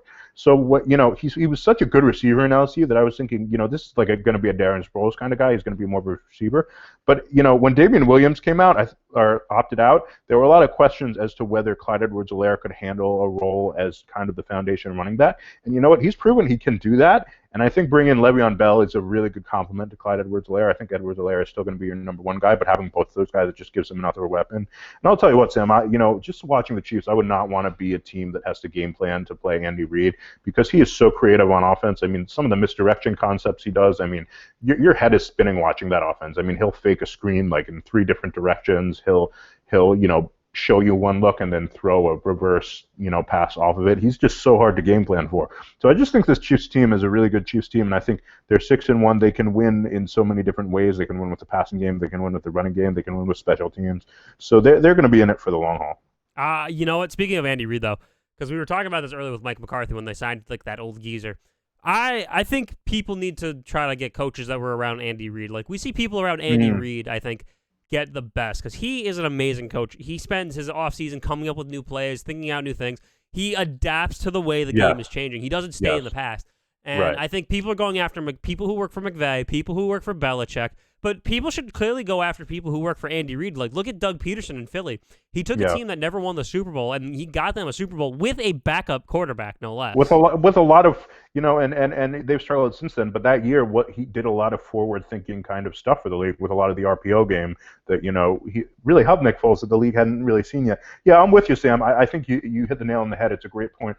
Andy Reid is always researching. He's always coming up with new plays. He's always coming up with ways to evolve and be one step ahead of the defense. And I watched a lot of Eagles Andy Reid coach teams, and I thought he was a flawed head coach with the Eagles. I thought he was good, but obviously he struggled with clock management. He still does sometimes, but whatever. Every coach has a weakness. But more than that, he was very pass heavy. He was very kind of typical West Coast, gun heavy, which, I think with some of the running backs he had, he could have fed them a little more. I think he now has a quarterback that he can be pass heavy with. But I think, one of the reasons it was so fun to see him win a Super Bowl this last year is one of the reasons just he's been in the league for so long and everyone knows he deserved it, right? But the other thing was, like you said, he's improved so much. I mean, he's changed so much in that he's just come up with new plays and new things. And every year you see him come into this league and like it's another game with the Chiefs and he has all these new wrinkles you have to defend. He's so forward thinking and he's always just, and again, he, like you said, he like this old geezer, right? Like you wouldn't think that he'd be a guy to do that, but he's constantly adjusting and it's a transcendental quarterback in a really, really good system. It's a system that made Alex Smith look good. He could probably win with most quarterbacks, but now you give him Patrick Mahomes, are you kidding me? It's almost like cheating. He really is cheating. But like you have to really think about what he did. Like he started with Donovan McNabb, went to Michael Vick, then he got released from the Eagles, then he went to Alex Smith, then he's got Patrick Mahomes. Like he knows what he's doing. You're right, and it's a lot of when you put that list, it's a lot of different kind of quarterbacks too. Yeah, you got Donovan McNabb, who wasn't as mobile as Michael Vick, but still could move. Michael Vick, who was all mobile. Alex Smith, who was only pocket, and then you have Patrick Mahomes, who's like amazing. Both. Yeah. So he's had success with all of them. So and I'm with you. And when you talk about people should look at his assistants, I think Eric Bieniemy should have gotten a job last year, but I'd be shocked if he doesn't get one soon. Right? Like he's going to get a job. He's gotta. Yeah. But that Chiefs team is always amazing. Now the not so big shocker for me, 49ers beat the Patriots 33-6. Cam Newton is shooken. He's shook. This is not a good Patriots team. I mean, let's be honest. This is a bad Patriots team. They're probably going to have to draft a quarterback soon. They don't have anyone at wide receiver. Cam Newton's struggled. Ever since he came back from COVID, he struggled. That could just because of the schedule. That could just because of defenses. But I think he masked some of the deficiencies of this team early in the season. He struggled. They put in Jarrett Stidham. Jarrett Stidham didn't play much better. I think it's the biggest home loss under Belichick. They were saying it was the biggest home loss for Bill Belichick. Which is, it's not a 33-6 is a bad loss, but like most teams have had worse home losses than that. It shows you how good Bill Belichick's done. But yeah, I mean, this is a team that's in rebuilding mode, full stop. They're not very good right now, and they're not the Patriots we're accustomed to seeing. And the 49ers, who are good, but are not. They're not the 49ers of last year, right? They kind of just roll through them. It's really easy. There's really, been in control of that game the whole time. And yeah, like you said, Cam Newton, I think 3 picks on the day, under 100 yards passing. He eventually gets benched. Again, I don't think this is all on Cam. I think just this whole team is struggling, but Cam Newton has not looked good in recent weeks. Yeah, unfortunately, like I said, so it's a 1-year contract for him, and if he keeps playing like this, he's probably out of the league after this. He's going to be backing up people. Yeah, which is too bad because you want to see the guy succeed. He come back from injury and he played really well to start the season, but Yeah, it did seem like teams kind of didn't want to give him that many second chances, and the Patriots were the last to do that. But I do think he's in a tough situation, though. I will say that. He's in a rough because unfortunately, like the Patriots are starting to blow it up. It looks like they Yeah. are. They're going to keep the defense, but the offense is going to need a lot of rework. Oh Probably yeah. this is probably going to be the last time we see Julian Edelman in a Patriots uniform coming up. Yeah, I didn't see but Cam's last pick he had a drop, which was just like uncharacteristic drop by him. Yeah, it's over for the Patriots, and they had a great run, but it's over. It's coming down. On the 49ers side of things, like Kyle Shanahan, he's dealing with a lot of injuries right now. Like he lost Nick Bosa, Garoppolo has been getting hurt. Like he's doing what he needs to do. I think they're good. I think they're good enough to be bad teams, but because of the injuries, I don't think they're anywhere near what they were. I mean, Mostert is out for the year now. I believe Mostert is now out for the year. Yeah, so that hurts. But yeah, I mean, he can scheme it up like anyone. He's a great. I mean, you know firsthand what Kyle Shanahan's capable of doing. Just watching those highlights, what he does in the play action game, what he does with the fullback and Kyle Juszczyk is, kind of a rare commodity in the league. And today he has an athletic fullback. He gave him his money. He's a big part of that passing game. What he does with that bang play action game, and just the misdirection. I mean, just the sweeps, his running game is so expansive, and the end arounds, the reverses, the sweeps, the horizontal kind of running game is as much a part of the downfield running game. They're both extensions of the running game, and he just makes you defend the entire width of the field. And similar to Sean McVay, they get about it differently, but they have sort of a similar philosophy. It just, you never get old watching Kyle Shanahan offense. Garoppolo has struggled this year. I think they're trying to hide him a little bit. He has struggled with injury. I think it's a 49ers team that probably has a ceiling just because of the injuries, right? I mean, I think they can probably. They're probably gonna have a winning record, but I don't see them. If they make it to the playoffs, they're not going far. Unfortunately, yeah, they're probably gonna lose in the first round. They lost a lot of key pieces. They're losing key pieces still. Like Deebo Samuel's been out for a while now. Right. Like I said, Nick Bosa's out. Kittle's been on and off injuries right now. Garoppolo's on and off injuries. You lost like a few running backs. I believe Coleman is out right now. Yeah, but you know what? It's one of those years. It happens. It's been a tough year for the entire league for injuries. They'll do the best they can, and then they'll get healthy, and they'll be good again next year, probably. That's most likely what's going to happen. Yeah. Last game to wrap up those 4 o'clock games, we had the Chargers and the Jaguars. I said the Chargers were going to win it. They did. Won it by 10, 39-29. I am glad to see Justin Herbert get his first win finally.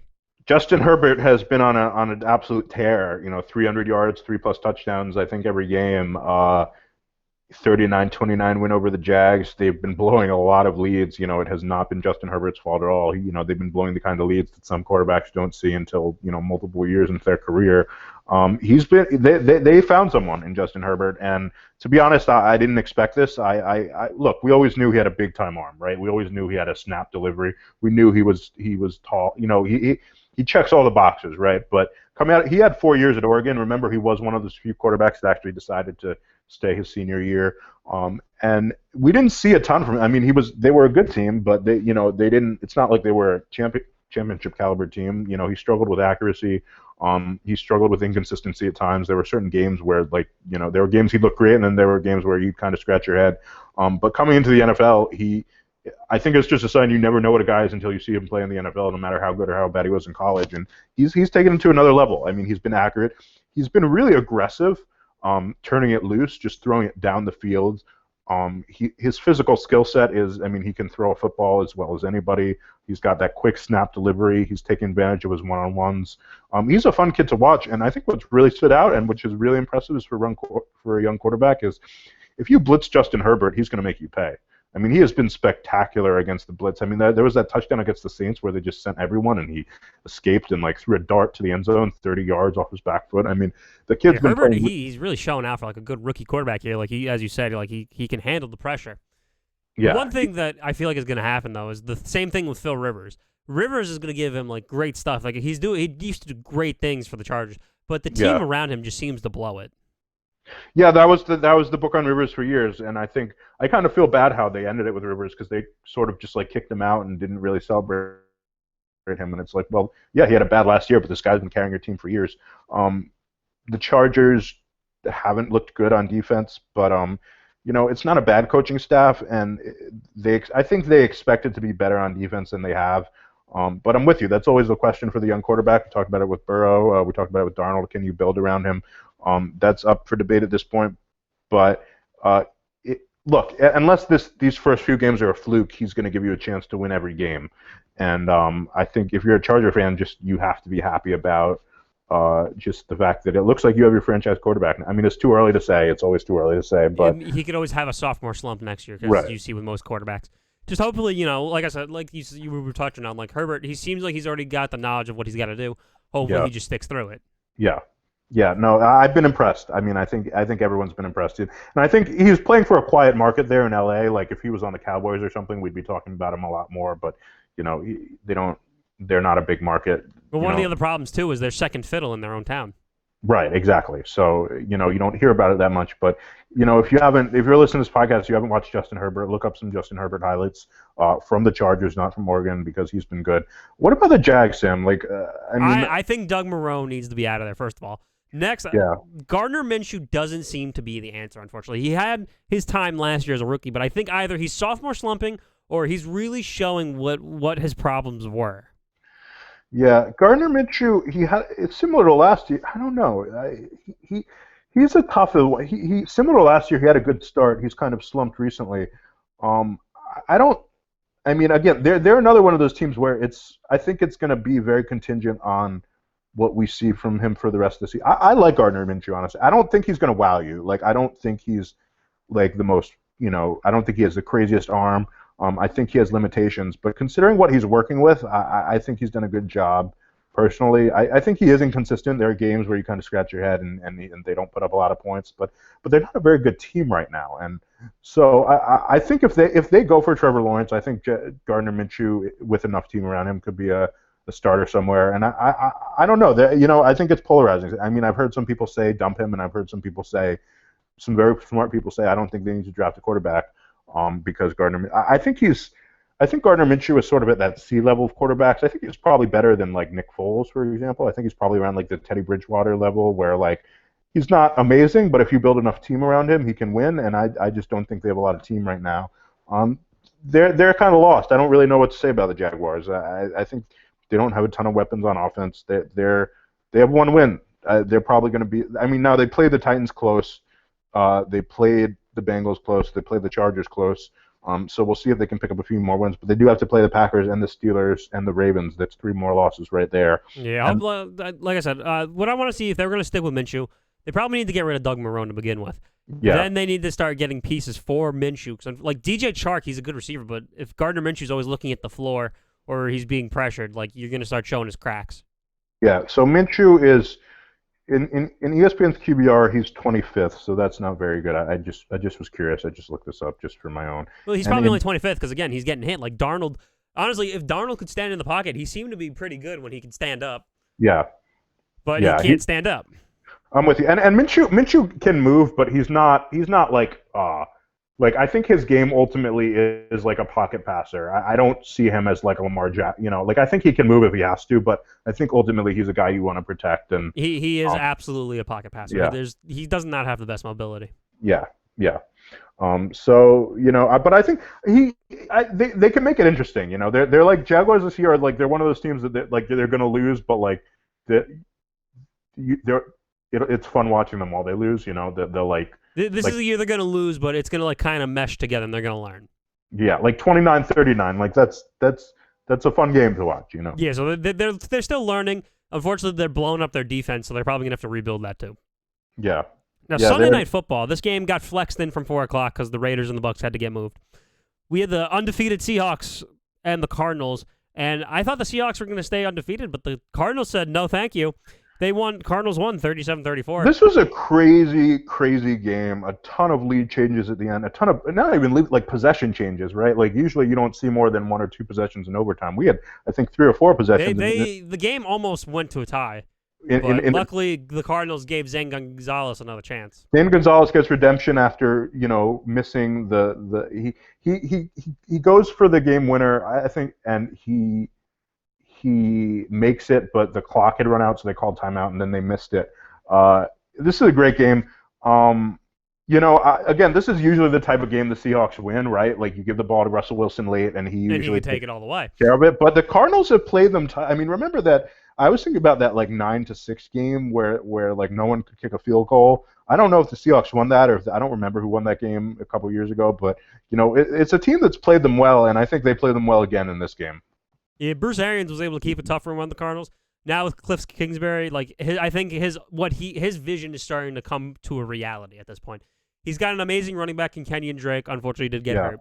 He's now got like a number one receiver in the league in DeAndre Hopkins because Bill O'Brien's incompetence. Yeah. He's got Kyler Murray, who's got like the same speed as Lamar Jackson. Murray's explosive as a runner. I think Murray has a lot of work to do as a passer, both in terms of accuracy, in terms of patience in the pocket. His mechanics are starting to alarm me a little bit because he's dropping the ball really low when he throws it, which is not something he did at Oklahoma. But maybe he's a guy who's sloppy mechanically. But that Stafford can be like that too, but that will affect your accuracy. But he's talented. He has a whip delivery. He has a power arm. So even if he's not a consistent passer, he still can make plays. And he can make plays on the ground. He's an electric runner. I mean, watching him out of the pocket he's kind of like a Madden player. He's sort of like Michael Vick. I mean, this guy can run, and he will keep you in games even if he is struggling to pass. You know what? It's normal. He's a second-year quarterback. He's starting to really kind of learn the game now, like right. Pro, yeah, so. he's still learning the game. So he's going to have up and down days. He had a good day against the Seahawks. He did not have a great day throwing the football against the Cowboys. But they're a team that, like you said, they are a fun offense to watch. They have a lot of weapons. They did a good job in this game. The Seahawks, I think the Seahawks defense has been the Achilles heel for them all season. I do think that will limit how far they can go in the postseason. But, how many good things can you say about that offense? Even in this game where Russell Wilson kind of had his first off game of the year, he still had a bunch of phenomenal throws. They had been such a run-heavy offense for years. They opened it up this year, and it's paid dividends. And DK Metcalf, what an athlete! He's really starting to develop into like a star receiver. And did you see him run down Budda Baker, dude? I mean, he chased down Budda Baker after that nice interception. That was beautiful. Budda Baker was going really fast. I mean, I did not think he was going to get him. But yeah, he's just a physical specimen. And I watched the Seahawks Sunday night a few weeks ago against the Vikings. They went on that 99-yard game-winning drive with Metcalf capping it off.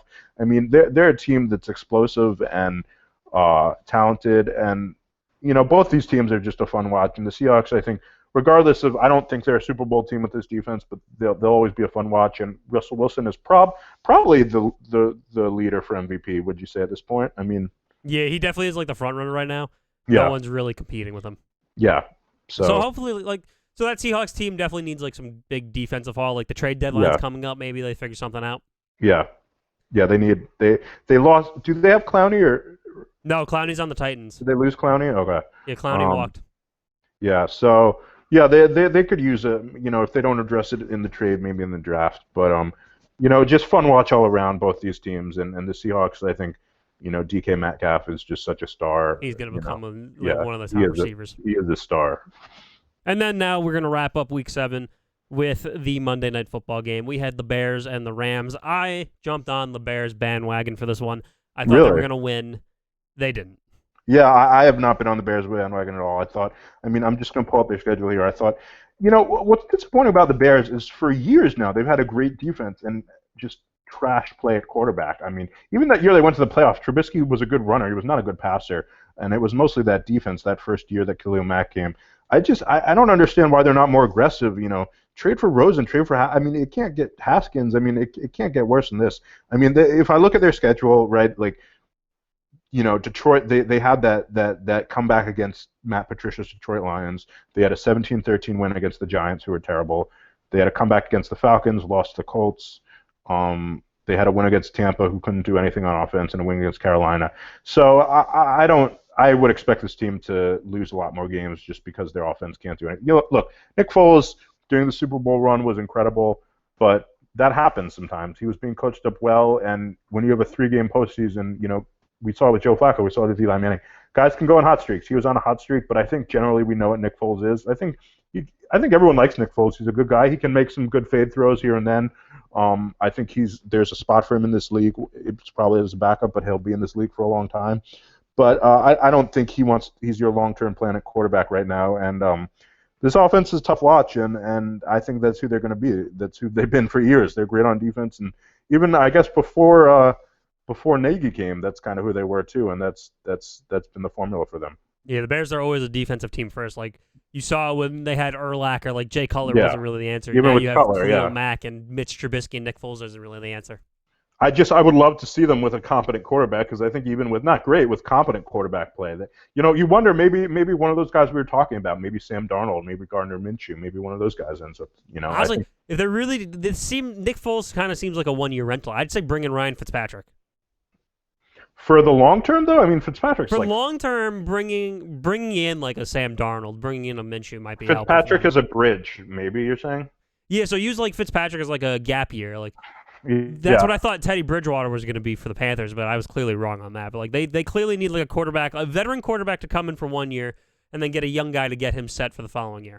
The problem is they're so good on defense, they're not going to pick high enough to get a quarterback. Like they easily are not. No, they're gonna probably be like middle of the pack, like maybe pick 20, pick 21. Right. So unless someone falls, so I would take a shot on one of those young. I mean, it can't. Foles is no mobility, right? Like even if you get a guy with some mobility, like at least. Just something where he can move. Nick Foles is a journeyman quarterback now. Yeah, 100%, and he needs a lot of team around him on offense to be successful. I mean, he's not a guy that's gonna be the driving force of your team. Again, amazing Super Bowl run. That's not who he is generally. Yeah, well, unfortunately, he had to run into that brick wall called Aaron Donald. Yeah. Yeah, and what about the Rams? I mean, I was really impressed with their start. I mean, there were a lot of questions about the Rams coming into the season just because it seemed like they went all in on that Super Bowl year, and then they lost Sue, they lost Cooks, they lost Marcus Peters, so they lost everyone. Yeah, they lost everyone. I'm looking at their schedule here. I thought they looked really good to start the season, but they almost came back against the Bills. But a lot of those good games you look back were against NFC East opponents, 2017 Cowboys, 37-19 Philly. As I say, didn't they already beat all of the NFC East right now? Yeah, they beat all the NFC. They're playing the tough road here. They struggled at San Francisco, and they struggled on offense in this game. I think when they're rolling, they're as good as anyone, but I don't, it's a question as to whether they can keep this up in the long term against the better opponents. I've really yet to see a breakaway team in the 49ers, the Rams, they can look good in moments, the Seahawks, but I don't think they're as good as they've been in past iterations of those teams, and I think it's the same for the Rams. I mean, again, tough Bears defense. Obviously, give the Bears credit, but this Rams offense kind of looks average at best, I'd say. They are definitely going to be. It's a uphill, like I said, it's going to be an uphill battle for a lot of these teams. Like definitely the Rams are one of them. Like they seem to have gone all in on offense this time around because they gave Aaron Donald his bag, but like who else have they paid? Because Cooper Kupp's getting the money, Jared Goff's getting the money. Yeah. Like they're paying all the receivers and the offensive linemen and all that stuff, but like there's no one really on defense, so they're going all in. They're such a rhythmic offense that when they're on, but when they're off, they just have stretches where it's just out of rhythm, and they, both in terms of play calling and in terms of Jared Goff. He's a guy who he's not really a creator, right? He's not gonna go outside the pocket. He's not gonna go into his fifth read. Like he's a guy that if you drop back and his first read's there, he's as good as anyone, right? But it needs to be kind of flowing, and when it is flowing, it looks great, and when it's not, they've struggled. Yeah, it's gonna be interesting to see what they do coming up. Yeah. So why don't we get into some game picks now? We got Week 8 coming up here. We have the Thursday night game, Falcons versus Panthers. I'm going on the Panthers to win that one. What are you thinking? Hold on, let me just pull up my games. Where is that game? You good? Yeah. Where is that game? It's gonna be the Thursday night game, Falcons versus Panthers. At Carolina. At Carolina, yeah. 1-6 versus 3-4. I hate. I don't want to pick the Panthers, but I mean, at home. The problem is they're at home, and you're playing a Falcons team. Their coach is trying to fight for a spot at this point. And Thursday night on the road, yeah, I'll take the Panthers. Yeah. All right, so now we'll start the Sunday slate games. We have Patriots versus Bills. They're going to be in Buffalo. I'm going to say the Bills are going to take this one. Historically, it's the kind of game the Patriots have won, but I will say if the Bills can't beat the Patriots now in this iteration, then it's trouble. It is, I feel bad. I feel weird saying this because historically this is the kind of bounce back game for Bill Belichick. But yeah, the Buffalo, they've got to figure out that offense. But I've got to pick the Bills, right? I mean, the Patriots. You got to pick it. Unfortunately, yes. Yeah. If the Patriots win, then the Bills are really. Then the Bills have problems. Deep the Bills trouble. have problems. Yeah. So then we have the Titans versus the Bengals. I'm gonna go with the Titans on this one. I know they're in Cincinnati, but the Titans they're coming off a tough loss, and they're gonna want to really get at it here. Titans are a great team. They're rolling. This could be a high scoring game, but I think the Titans will. I think the Titans will come out on top on this one. Tannehill has shown that he can do it in the fourth quarter. Yeah. Now we have the Raiders and the Browns. This is a tough one to pick. Yeah, this one's a bit of a toss-up. I think the Browns are going to win it. They're in Cleveland. They're coming off a big win. Baker is definitely starting to rise as what he wants to be. And I think he's going to find his receivers, and hopefully Austin Hooper will come back after that appendectomy. I think it's toss-up. Browns at home. I'll just take the Browns because they're at home. Carr's not the best road quarterback, and that offensive line struggled last week. So I think either team could win this one, but I'll take the Browns at home. Yeah, I think the Browns. All right. And then we have the Colts and Lions. They're going to be in Detroit for this one. I think the Colts are going to take this. Yeah, I think the Lions they had a nice win last week. Stafford's starting to find his form, but that Colts defense is one of the best defenses in the league. As long as Philip Rivers doesn't single-handedly lose the game, I'm going to take the Colts as well. Yeah, hopefully Phil doesn't lose it. I know everyone's calling for Jacoby Brissett to start again for him. Yeah, I think that. Look, Philip Rivers, we know who he is. I don't think he's not the long-term answer, but I think he's been fine. I don't think this. I think he's doing what he's supposed to do. Yeah, I agree. We have Packers Vikings. Quick shout out to my boy Hot Rod Rodrigo Blankenship, kicker out of Georgia. Isn't he like the point leader right now? Went undrafted. No one wanted him. Patriots should have taken him. They took a kicker that is now on the bench, and he's the leading the NFL in points. So, Blankenship, really good kicker there. Yeah. We have the NFC North matchup of the Vikings and the Packers. They're in Green Bay for this one, and I think the Packers are just going to take it.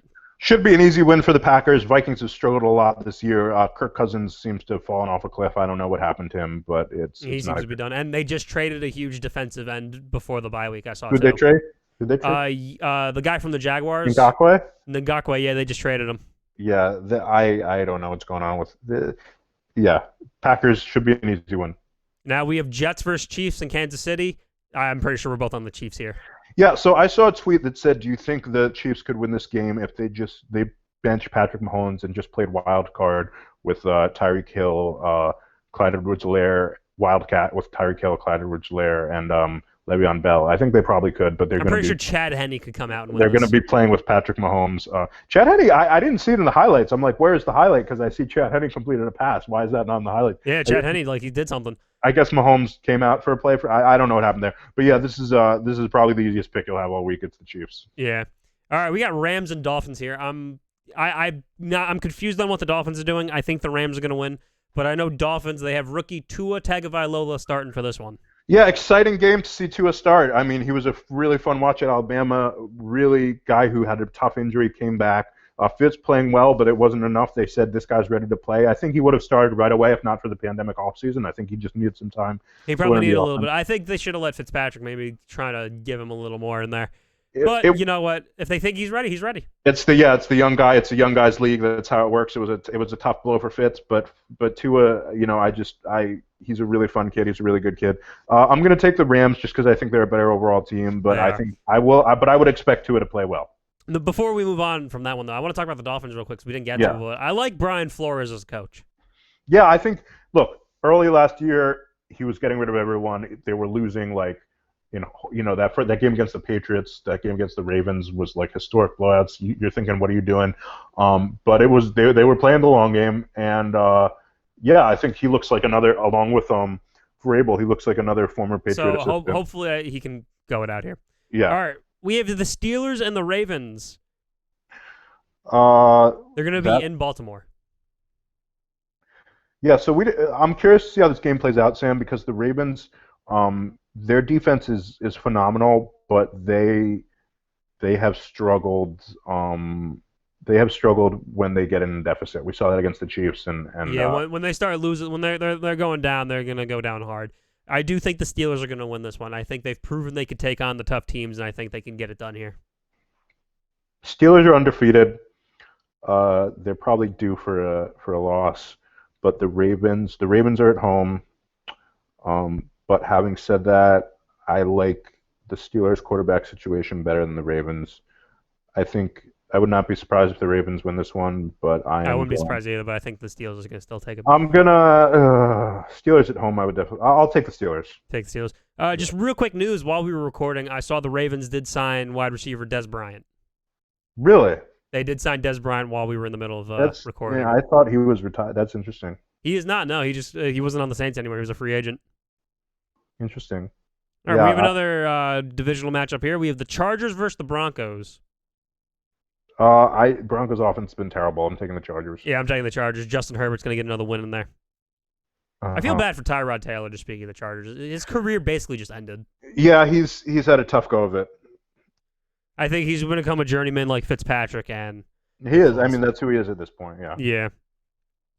Now we have another one here. We have the Saints and the Bears, not a divisional, but just a good game, solid all around here. We could see because it's a defense versus solid offense. Yeah. Jeez, I could. They're see going to the be Bear- in Chicago if that does help you. Yeah, I could see the Bears. You know what? I'm going to take the Saints. I think the Bears could win this one, but I'm with you on the Saints. I think the Bears, if they're going to win this, it's going to be because their defense scores they've more been points. they've been so bad on offense. You'd have to think that Drew Brees is going to be able to put up enough points to beat them. Now we have the 49ers and the Seahawks. Hold on, let me 49ers and They're Hawks. going to be in Seattle. In Seattle. Yeah, I'm taking Seahawks. Here's the one where I might argue a little bit here now because Okay. I think the 49ers are learning how to play with the injuries, and I think maybe they can come out here with a close win. You taking Niners? I'm going to take the Niners on this one. I think they can get a close win out of here. I think Kyle Shanahan, he knows how to work his team here. I think that Yeah. he knows how to get these backups to help him out. They've been playing for a while now, and I think this might be the game that's like a statement game for him. That's interesting. I just think on the road, the Seahawks put up 34 points in an off day for Russell Wilson in the passing game. I think they're going to get back on track. Yeah, they definitely still will, but I think the 49ers can still give him a tough one. So I'm All still right. gonna ride with them. If the Riding with the Seahawks Niners? win, I'm not gonna be shocked. All right. Sunday Night Football. This is gonna be a boring one. Actually, They it could pick- be interesting. They picked the worst game for Sunday Night Football this week. Well, they were expecting this game to be a little better, but we have the Cowboys and the Eagles. There's so many better games though. Yeah, I'm taking the Eagles. I don't think they're a good team, but I think they're like a tough team that can grit it out. And meanwhile, the Cowboys have shown me nothing. And I think I'm with they're the off their Eagles ball. on this one too. Unfortunately, the Cowboys. They may have lost Dalton for a few weeks now, so they're riding with some random rookie. If they don't, I guess they haven't signed anyone. I mean, that's shocking to me. They haven't done anything. They also haven't said what's going on with Andy Dalton yet. Well, I think he got a concussion, so he's not going to play next week. No, he did. All right, and Monday Night Football to wrap things up for Week 8. Buccaneers versus the Giants. Yeah, the Buccaneers are going to win this one Easily. It's just their defense is too good. The Giants struggle to move the ball regardless. I'm not going to get into a big conversation about the Giants, but there's a lot of questions with this organization. They've got a right little now. issues. Saquon, like everyone's saying, if Saquon was here, it'd be different. It really wouldn't be, unfortunately. It would not be different. It would not be that. It'd be a little different, but it would not be that different. You would have a running game, but that's it. Yeah, no, it's Gettleman's. He picked the worst tackle out of all of them. We don't too early to judge Joe Judge. No pun intended. Yeah, we got to give him some time here. But their offense has no weapons. Evan Ingram's regressed. Their defense is playing okay, but all the people that are playing good are veterans. So where's the young core that you're building around? We don't have one. Not yet. So we have 4 teams on bye weeks. The Cardinals, after the huge win, they're off. The football team, they're going to be off after their win. Yeah. Jacksonville, they're going to be off this week. And the Texans are off. Yep. That's going to be all nice little bye weeks for them. So with it, we're almost at halfway through the season here, Carey. What would you say is the best division in the league right now? Let me pull up the standings. Yeah, go ahead. While you're doing that, I'm going to say I think the NFC West is probably one of the top divisions in this league. Yes, the AFC North, they have 3 teams over 500, which is amazing in the Browns, the Steelers, and the Ravens. But the NFC West, actually, every team, I believe, is over 500 right now. Yeah. Yeah, so 5-1, 5-2, 5-2, and 4-3. I'm just scrolling through. Let me You go, keep going. But they have amazing teams in there, like the 49ers. Even if they're all banged up, they still give tough football games. Seahawks, they were undefeated all year. Cardinals come in, they have Kyler Murray, they have a dynamic trio there. Defense is still crazy good. And then you have the Rams, who with Sean McVay could still put anyone on their ass. Yeah, I would say that division is probably the most evenly spread out division where you have 4 quality teams. Easily. The only question mark in that division right now, though, is the Rams being over 500 since they only played the NFC East. Right. And we'll see I think all those teams are good, but not as good as they've been in the past. Easily, yes. Like the Seahawks have definitely been better back then with the Legion of Boom. Right. 49ers were better last year than this year. Last year, Rams 2 years ago. I think the Cardinals are definitely a little better than they've been. In the years Cardinals, past, yes, are better. No, I like that. I could easily say that. I would say the best. I would probably go the AFC North just because I think it's very top heavy. I think the Steelers and Ravens are 2 of the best teams and the best defenses in the NFL, and probably 2 of the best teams in the FC. And then the Bengals suck. But the Browns are solid. I think the Browns can compete with most of the team in the league. But I'd probably go with the AFC North right now. But I would agree that I think the NFC West is the most evenly spread out division. Definitely kind of a little more Yeah, the around AFC there. yeah the AFC North is very top heavy. I'd say with those All right, two so teams. now we're gonna flip the script here. I think we both know where we're gonna go with the worst division in the league being the NFC East. Yeah, they need to be just banned from the NFL. Just Who far. would you say is the second worst division? So this way we can keep it a little more interesting. Yeah, the second worst division, probably. Uh, It is a tough one. If I think the one that kind of comes to mind right now, the AFC West I think is a little bit I would because say you have a Chargers team that's in the middle of a rebuild. yeah, You have a Broncos team that's trying to figure out what they're doing. yeah, You have a Raiders team that kind of flip flops if they want to be good or not, and then you Right. have the Chiefs who are probably going to run away with the division. yeah. So I would probably say, look, I would probably say the AFC East. Here's so AFC West. I think the Chargers are at least competitive. The Raiders can be competitive, and the Chiefs are great. The AFC South sucks, but the Titans are really good. The AFC East sucks except for the Bills, but the Bills I would say are the weakest like front running team just because of the struggles we've seen in the passing game. Whereas the AFC West, I'd say that I'd take the Chiefs over the Bills, and I'd probably You take could the have the Titans, Chiefs win at least, yeah. and I'd probably take the Titans over the Bills too. So I'd probably say the AFC East right now. The Dolphins, again, we like the trajectory, but they're not there yet. The Jets are probably the worst team in the league, and the Patriots are not much better. And we'll see how the Bills do. I mean, again, they had this hot start, but they're again, They're I think slowing down. It seems like they're definitely simmering out. it's not going to be an easy win for them against the Patriots. I mean, Bill Belichick's going to come to play after a loss. So now, with it, like I said, with it being midseason, who do you say is your midseason top team? The top team in the league right now, I would. So like, it's easy to say Chiefs just because of Because of what they have. because of Honestly, what they if I did had to last pick year. a top team in the year right now, Yeah. I would probably have to go with the Steelers. Yeah, I think it's probably someone in the AFC. I don't see any team standing out in the NFC. The NFC, like their top teams are Seattle and the Packers, and that's not and, bad. and probably Tampa. And Tampa. But if I think the AFC side of things definitely has some better teams there. I would have to say, yeah. So the top team. So just to narrow it down in my head, I'm thinking out loud. It's probably between the Chiefs, Steelers, Ravens, and the Titans. The Titans aren't great on D. The Chiefs don't blow you away, but they're pretty well rounded. I like the Steelers. Yeah, I think the Ravens are good, except they have a weakness in the passing game. I think the Steelers are pretty well rounded. So it's basically Chiefs Steelers. I'm just going to say Chiefs just because of the quarterback. I think when you have a quarterback that good, they can win any game. He's I young could- and he's still mobile and he can do what he can do. I could just as easily say the Steelers, though. Yeah, like it can go either way. Now, we already know again, worst team in the NFL, Jets. Yeah. Who is the second worst team in the league? I hate to say it, but I'd probably say the Giants because I just don't think they can do anything. I mean, their offense is one of the worst in the league. Their quarterback can't stop fumbling. Their offensive line is terrible. Their defense, like I said, is okay. I'm just scrolling through the teams to see if there's anyone worse here. I definitely agree with you. The Giants are kind of down there. I think the Jaguars might be kind of down there with them.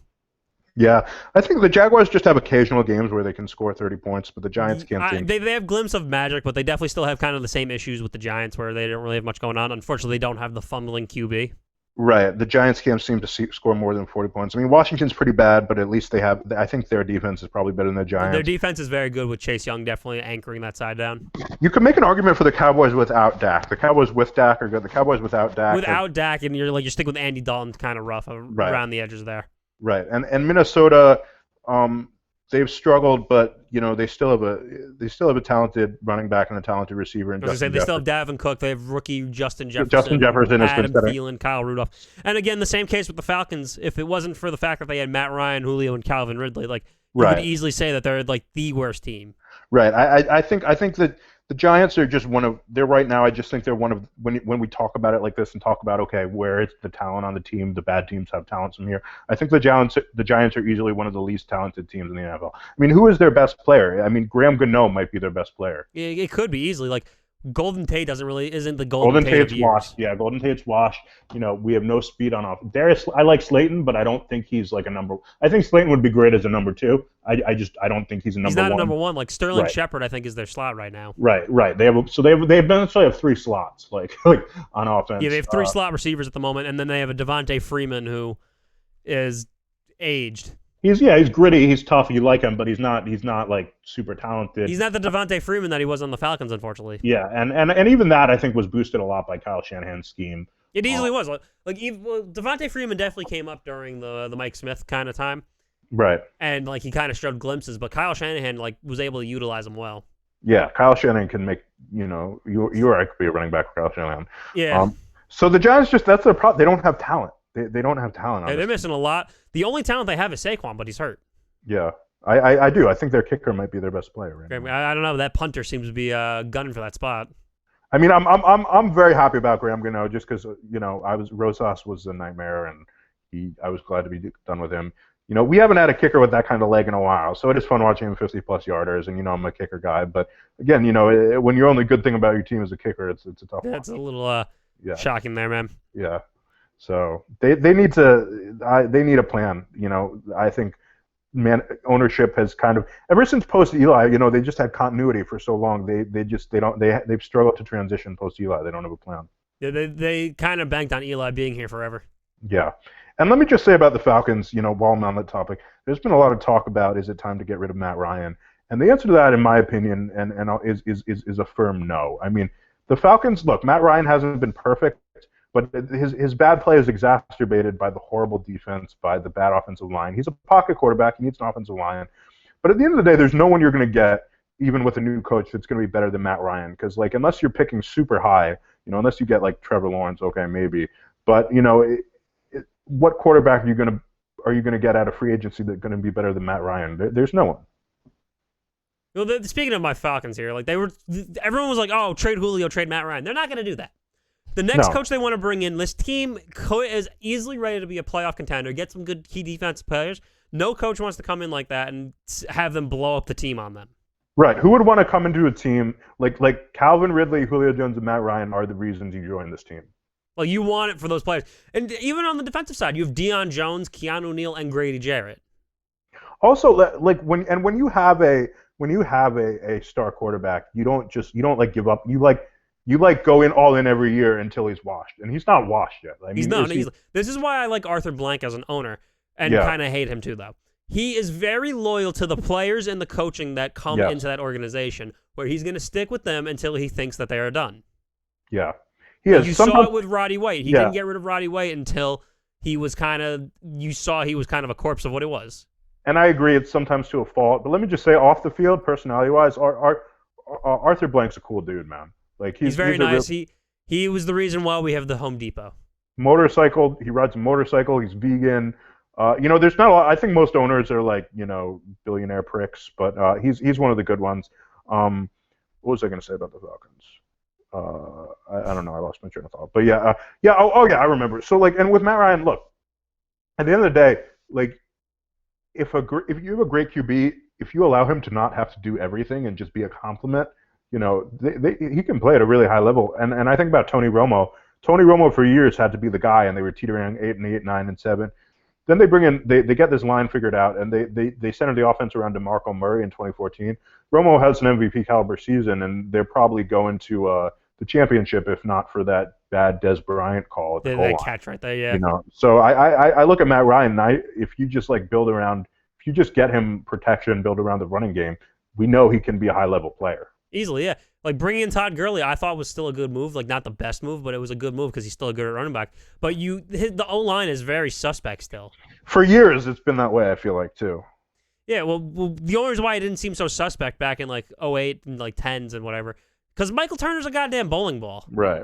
He was able to bowl through people and get those yardage. And what people have to understand about Matt Ryan is a pocket passer. And what do pocket passers do when they are under pressure? They check it down. They get rid of the ball. He's not going to create. He's not going to be Russell Wilson. He's going to want to get rid of the ball. So it's he missed this guy downfield. Well, when your internal clock is sped up, then you're gonna go through your reads too quickly. You're gonna be checking. I mean, the same thing happened with Eli Manning late in his career. So shore up that offensive line. They have a shot. Yeah, the Monday Night Football game against the Packers. The announcer's like, "Oh, Aaron Rodgers wouldn't have done this." It's like, yeah, because Aaron Rodgers doesn't have a guy in his face. Right, and yeah, no, we know what he is, and we know that considering what he's not going to run around, but you can still be effective as a smart, reliable pocket passer if you have pieces around you. Yeah, so he's got the receivers, he's got the back, he needs the line. Yeah. And then we need someone who can utilize this defense well. I don't know. A younger back might be nice. A younger back would be nice. Brian Hill is not the answer. Yeah, and defense just. Defense needs work. Like Dante Fowler, I thought was good. Grady Jarrett's still amazing. Keanu Neal and Ricardo Allen seem to be a good safety duo. You need something on the corners, though. Yeah, you do. But we'll see if a new scheme can help them, too. I mean, that cover 3 Dan Quinn scheme had definitely grown stale. Dan Quinn was a zone-heavy guy, and that's something the Falcons can't do. Yeah, I agree. All right, well, I think that's going to wrap up our show. Carrie, anything you want to so first of all, thank you for having me on. This was great. Happy to do it anytime. Ton of good football going on, fun to talk about. I had a good time. So I haven't been writing a ton recently, but I do have a blog for football, so you can find me at footballck. Those are my initials, footballck.wordpress.com. You can also find me at the LA Football Network. It's a nonprofit site that I volunteer for. I write about UCLA, the Pac-12 starting up this weekend. And so you can follow me there also. That's lafbnetwork.com. So those are the 2 places you can find me. Check out my writing, and that's Carey Krongard, Cary Krongard, Krongard. You can also find me. Give me a Google search; those 2 will come up. And thanks for having me. Of course, man. So I'm looking here also at our calendar. Definitely make sure I follow our social medias. We may end up skipping next week, unfortunately, because it is election day. I hope everyone goes vote. Make sure I get out to those polls. Vote. So we may skip 1 week just due to the election day because I got to make sure I go out there and vote myself. I don't want to be caught up. Yeah. All right, everyone. Besides that, enjoy the rest of your day.